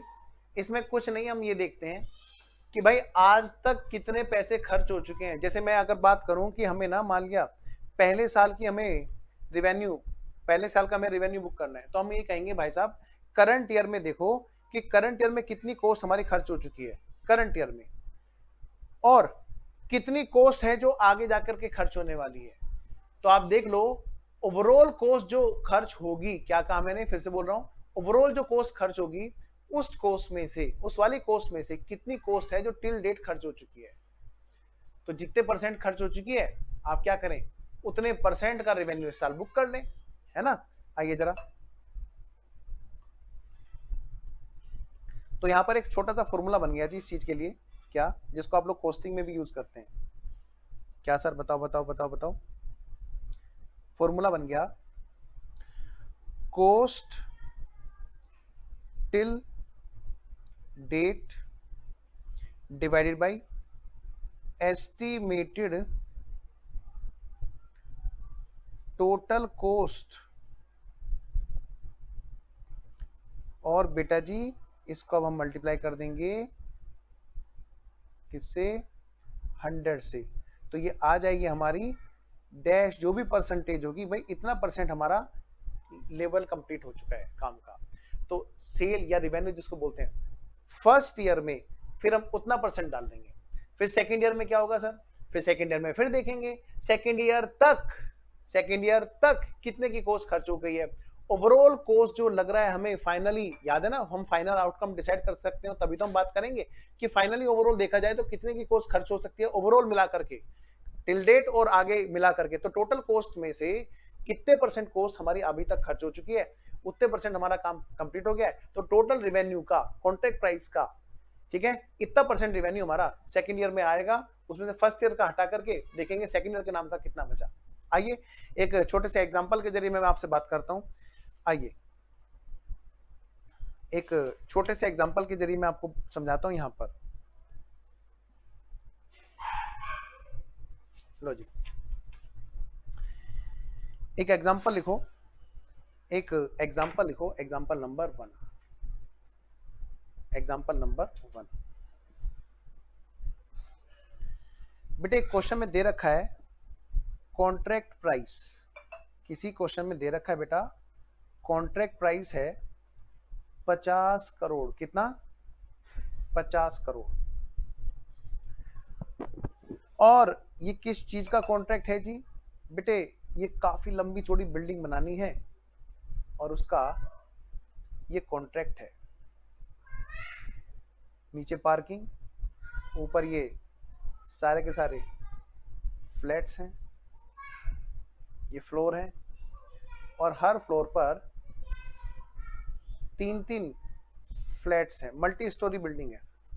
हालांकि यूपी में अलाउड नहीं है मल्टी स्टोरीज, ठीक है, हाँ अप्रूव में ही बस होता है बस। चलिए, तो भाई 50 करोड़ में कॉन्ट्रैक्टर से बात हुई, ये रहे कौन, कॉन्ट्रैक्टर, ठीक है जी, और ये रहे कौन, कॉन्ट्रैक्टी, ये है जी कॉन्ट्रैक्टर। इन्होंने कहा हम आपको 50 करोड़ देंगे, आप हमें बना करके दीजिएगा, क्या बना करके दीजिएगा, ये बिल्डिंग। ये है जी कॉन्ट्रैक्टर साहब,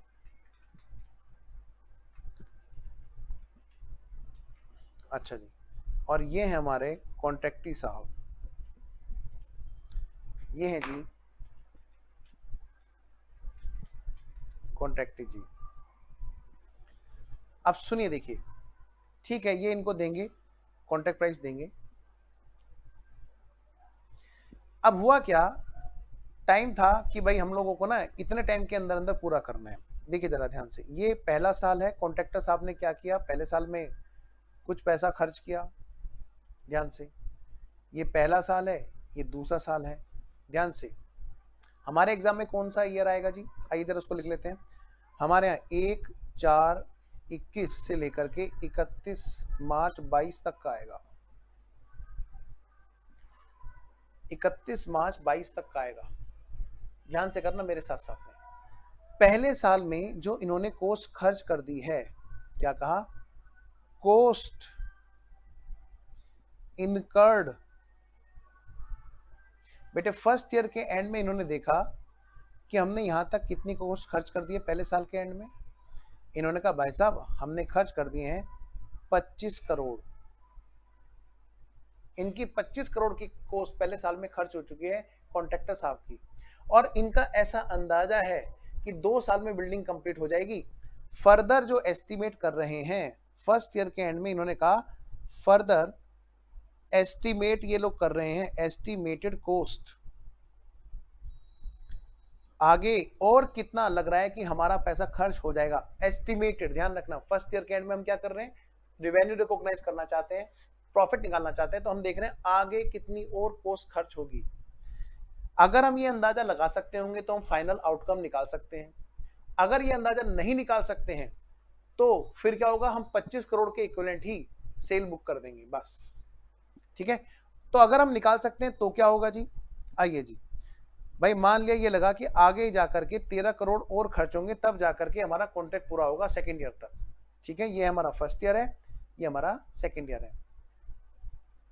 अब आपसे क्वेश्चन पूछ रहा है, क्या क्वेश्चन आपसे पूछ रहा है, you are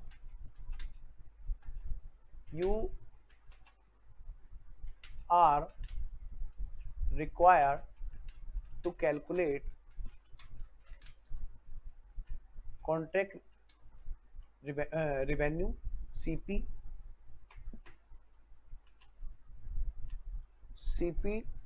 to be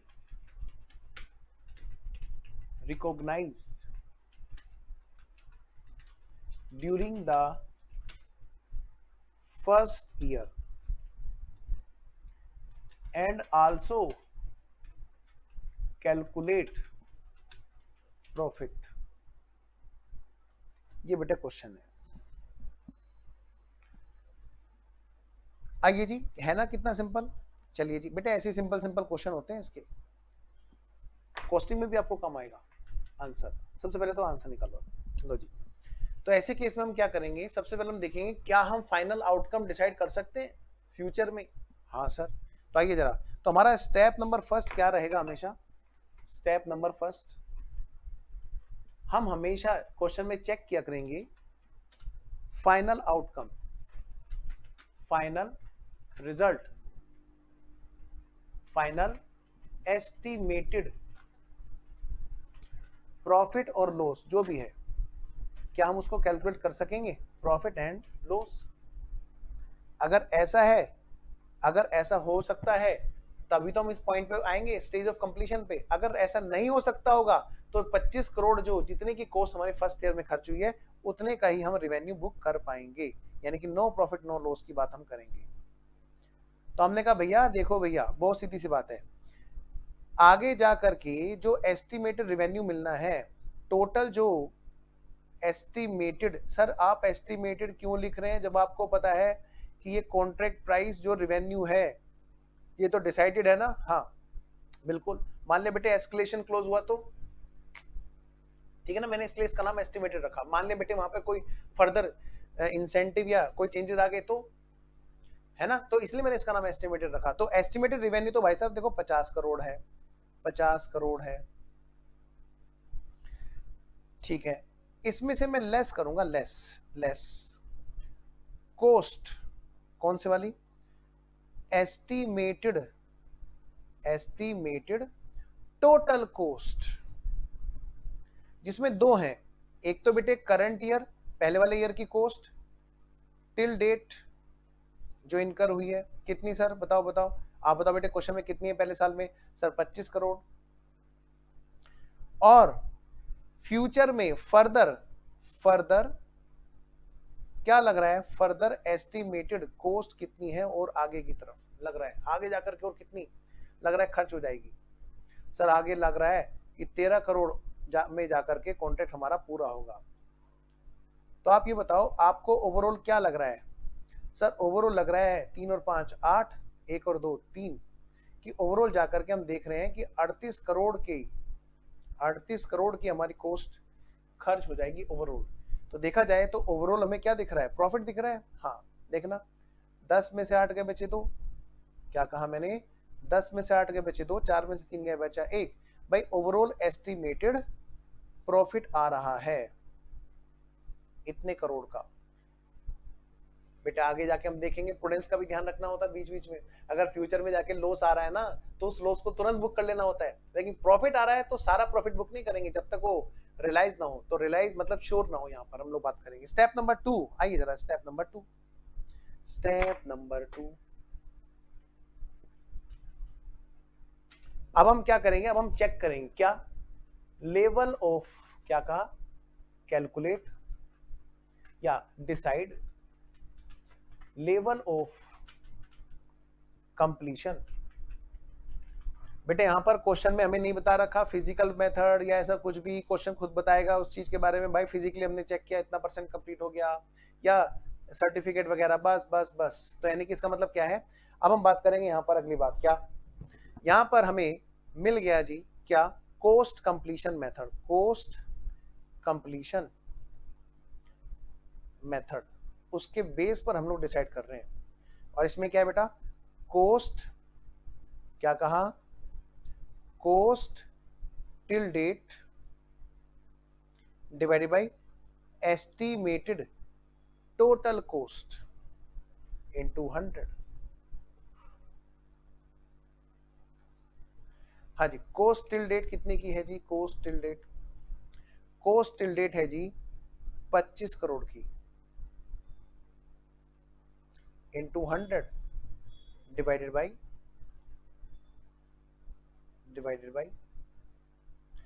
overall estimated क्या है जी 38 करोड़, है ना, 38 करोड़ एस्टिमेट हमारा है कि भाई साहब 38 करोड़ खर्च हो जाएंगे।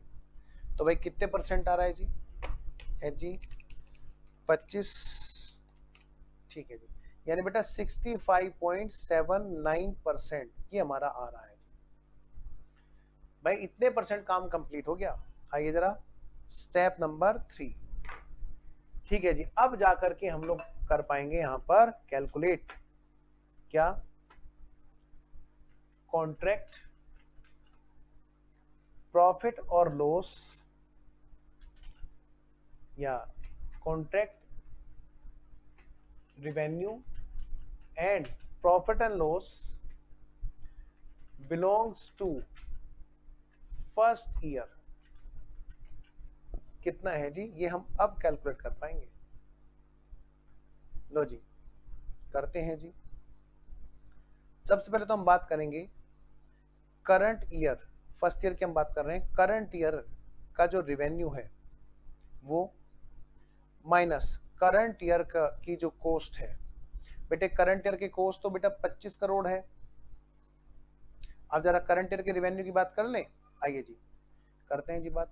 तो करंट ईयर का रेवेन्यू की हम बात करें, ओवरऑल तो मिलेगा जी 50 करोड़, उसमें से जितना काम कंप्लीट हो चुका है वो है 65.79%। तो भाई इतना हम लोग डाल देंगे इधर, फर्स्ट ईयर का रेवेन्यू मान करके रिकॉर्ड कर लेंगे 32.90। लो बेटा जी, तो मैं कह सकता हूं जी फर्स्ट ईयर का रेवेन्यू ये है, बेटा फर्स्ट ईयर का प्रॉफिट जो प्रॉफिट एंड लॉस में जाएगा वो कितना है जी 7.90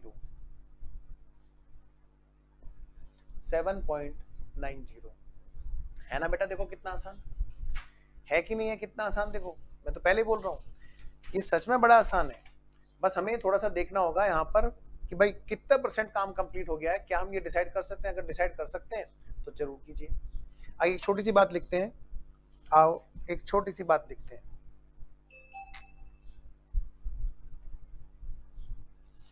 अब हमें दो चीजों के बारे में लिखना है यहाँ पर। सबसे पहली बात यहाँ पर लिखिए, बस आज की क्लास में हमें दो छोटे छोटे काम और करने हैं। How to determine whether final estimated result can be estimated reliably। भाई हम ये बात कैसे डिसाइड कर सकते हैं कि भाई रिलायबली हम लोग डिसाइड कर सकते हैं क्या कि भाई आउटकम जो है वो रिलायबली डिसाइड हो सकता है क्या, ये बात हम कैसे डिसाइड करेंगे? तो ये डिपेंड करता है इस बात के ऊपर कि वहां पर फिक्स प्राइस कॉन्ट्रैक्ट है कि कॉस्ट प्लस कॉन्ट्रैक्ट है।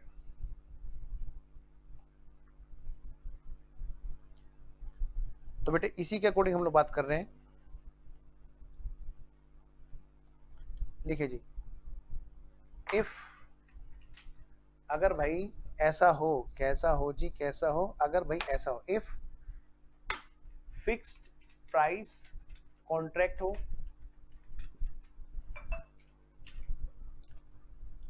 और अगर भाई ऐसा हो, इफ अगर भाई वो कॉस्ट प्लस कॉन्ट्रैक्ट हो, तो भाई कैसे कैसे डिटरमाइन करेंगे?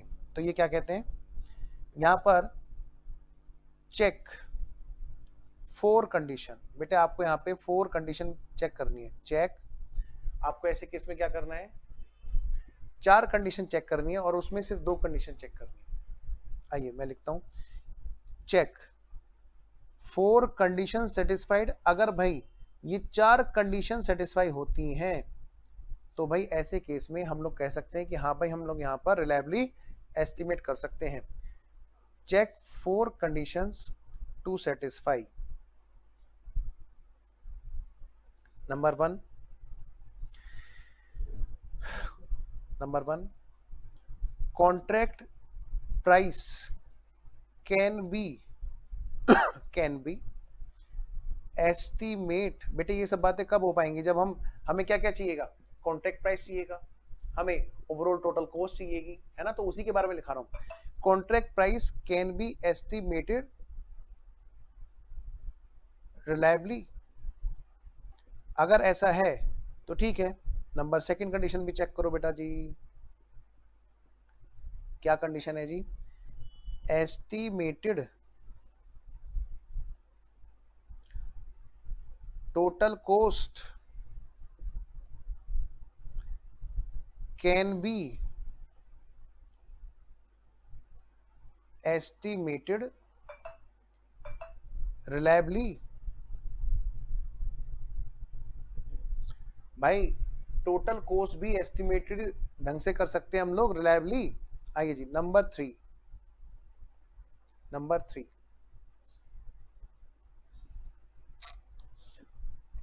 क्या level of completion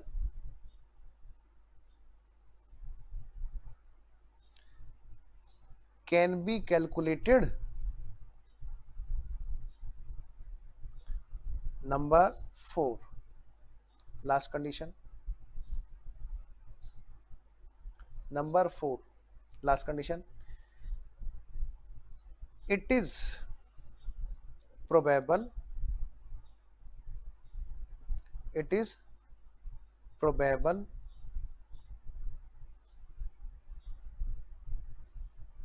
that economic benefits of contract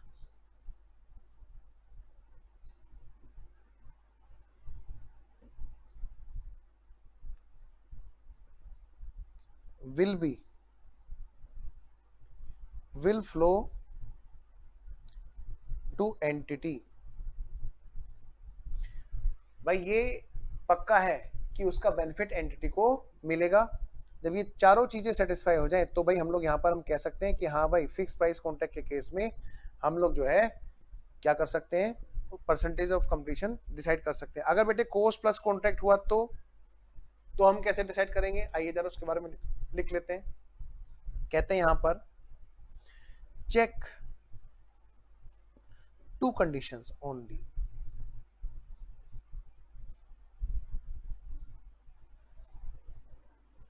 coast plus में बेटे एक तो यहां पर एज इट इज, कौन से वाली, ये वाली चीज चेक करनी होती है, नंबर एक बात, और नंबर दूसरी बात ये वाली, बस यही दो चीजें यहाँ पे कंडीशन एज इट इज आ जाती हैं कि estimated total coast can be estimated reliably, can be estimated reliably, number एक बात। नंबर दूसरी बात, it is probable that economic benefits of contract will flow to entity। बस ये दो कंडीशन चेक करनी होती है कोस्ट प्लस के केस में, ठीक है।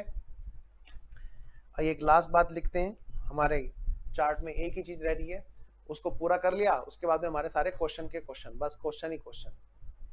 क्या है सर बताओ, देखो हमारा चार्ट था, इसमें हमने क्या कर लिया सर, अब तो हमने 7 पॉइंट भी कर लिया, रेवेन्यू रिकॉग्निशन रूल, अब तो बस एक ही रह गया, रेवेन्यू प्रॉफिट, ये वाला। आइए अब हेडिंग डालिए नंबर 6, ये लास्ट हेडिंग है बेटा इसका, तो नेक्स्ट पेज पर हेडिंग डालिए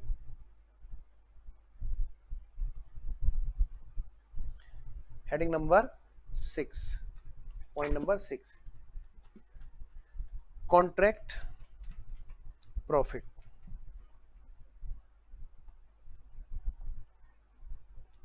लो भैया कॉन्ट्रैक्ट प्रॉफिट, और कॉन्ट्रैक्ट प्रॉफिट का सिंपल सा फंडा है क्या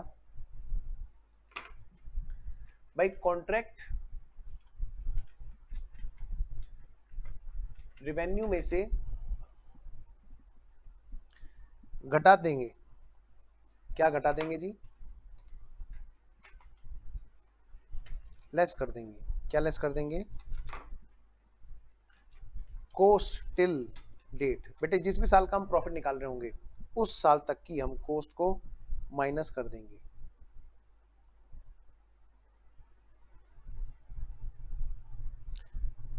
तो रेवेन्यू तो आपको पता है कि किस बेस पे यहां पे आएगा, हाँ, तो यहां पे जो डिफरेंस आएगा भाई, वो डिफरेंस हमारा क्या होगा, देखिए यहां पे इज इक्वल टू प्रॉफिट या फिर लॉस, ठीक है। एक बात यहां पर AS7 ने बड़ी अच्छी कही है, एक नोट डाली यहां पे, note keep in mind prudence to follow. बेटे यहाँ पर स्टडी मेट में ये वर्ड नहीं लिखे हुए हैं, लेकिन ये इसी की बात करना चाहते हैं जो मैं आपको बता रहा हूँ अब यहाँ पर, भाई हमें प्रूडेंस का यहाँ पे फॉलो करना जरूरी है। क्या मतलब सर, आइए जरा मैं बताता हूँ। बेटा जब हम निकालते हैं एस्टिमेटेड, क्या कहा मैंने, जब हम लोग निकालते हैं, क्या निकालते हैं बेटा, एस्टिमेटेड फाइनल रिजल्ट तो हम निकालते हैं कि नहीं निकालते हैं, हाँ। तो हम यहाँ पर देखते हैं कि या तो एस्टिमेटेड क्या आ रहा होगा बेटे, एस्टिमेटेड या तो बेटे प्रॉफिट आ रहा होगा, है ना, या फिर क्या आ रहा होगा बेटे, एस्टिमेटेड लॉस आ रहा होगा। ये क्या कहते हैं कि भैया अगर मान ले ऐसा है, कैसा है, एस्टिमेटेड लॉस है, तो ये कहते हैं रिकॉग्नाइज इमीडिएटली, तुरंत रिकॉग्नाइज करो फुल लॉस। फ्यूचर में अगर तुम्हें दिख रहा है कि कोई लॉस होने वाला है इस कॉन्ट्रैक्ट पे, तुरंत उसका प्रोविजन बना लो। बेटे आपने अकाउंट पोस्ट में भी तो जब कंस्ट्रक्शन कॉन्ट्रैक्ट की अकाउंटिंग की थी हर साल की, तो बेटे ऐसे ही तो किया था, तुरंत के तुरंत तुमने P&L में प्रोविजन बना दिया था एकदम, है ना। आइए जरा, फुल लॉस भाई इसका मतलब क्या होगा, इस केस में हम क्या करते हैं, हम दो चीज करते हैं। करंट ईयर में अगर लॉस आ रहा है वो तो आएगा ही आएगा, है ना। साथ साथ में क्या है बेटा, जो फ्यूचर का लॉस है उसके लिए हम क्या करते हैं, फ्यूचर का जो लॉस है उसके लिए हम क्या करते हैं बेटा, प्रोविजन बनाते हैं, है ना। तो तब जाके हम ये जो टोटल आता है इसी को तो हम पीएल में भेजते हैं, बोलो है कि नहीं। इसको हम बोलते हैं भाई ओवरऑल जो एस्टिमेटेड लॉस है कॉन्ट्रैक्ट में, ओवरऑल जो एस्टिमेटेड लॉस है उसमें दो पार्ट है। अगर कोई करंट ईयर तक का लॉस है एक तो वो, और जो फ्यूचर का जो लॉस है उसका भी प्रोविजन बना रहे हैं, है ना। आइए जरा, तो इसमें हम नहीं देखते नोट इररेस्पेक्टिव ऑफ, हम फिर ये चेक नहीं करते कि भाई साहब वहां पर कितने परसेंट काम कंप्लीट हो गया उतने परसेंट लॉस रिकॉग्नाइज कर ले, नहीं जी, irrespective of level of completion, irrespective of level of completion. बेटे एस्टिमेटेड प्रॉफिट की बात करते हैं, आइए जरा, क्या यहाँ पे क्या कहते हैं, रिकॉग्नाइज तो हम करेंगे यहाँ पर, अगर मान लें फ्यूचर में हमें प्रॉफिट दिख रहा है, कहते हैं तो भैया हम एक काम करेंगे, प्रॉफिट तो रिकॉग्नाइज करेंगे, रिकॉग्नाइज प्रॉफिट रिलेटेड टू, लेकिन सिर्फ वाला रिकॉग्नाइज करेंगे related to current year only, जो सिर्फ और सिर्फ करंट ईयर को बिलोंग करता है। यानी कि प्रूडेंस ये ध्यान रखता है हमेशा कि फ्यूचर में अगर लॉस हो रहा है तो उसको तो हम तुरंत रिकॉग्नाइज कर लें, लेकिन फ्यूचर में अगर फ्यूचर में प्रॉफिट दिख रहा है तो एकदम से प्रॉफिट नहीं मानेंगे हम, उसमें से वो वाला पार्ट प्रॉफिट मांगेंगे जितना हमारा करंट ईयर को बिलोंग करता है। ठीक है जी। तो बेटे टोटल जो कॉन्सेप्ट है इस एएस के अंदर वो यही है अभी तक जितना हमने पढ़ा। बेटे नेक्स्ट क्लास में हम लोग प्रैक्टिस करेंगे क्वेश्चंस की। मैं चाहूंगा कि नेक्स्ट क्लास में जब हम लोग शुरू करें तो आप ना यहाँ तक का सारा पहले गो थ्रू हो जाएं, और इवन आप जो कोस्टिंग में जो आप पढ़ रहे हैं अगर वहां की भी कोई आपकी समस्या हो तो आप उसको भी साथ साथ में लेके बैठें, कि ताकि ना आपकी वहां की भी क्लियरिटी हो जाए साथ साथ में। ठीक है, तो चलिए हम लोग नेक्स्ट क्लास में मिलेंगे। ओके देन, बाय बाय बच्चों।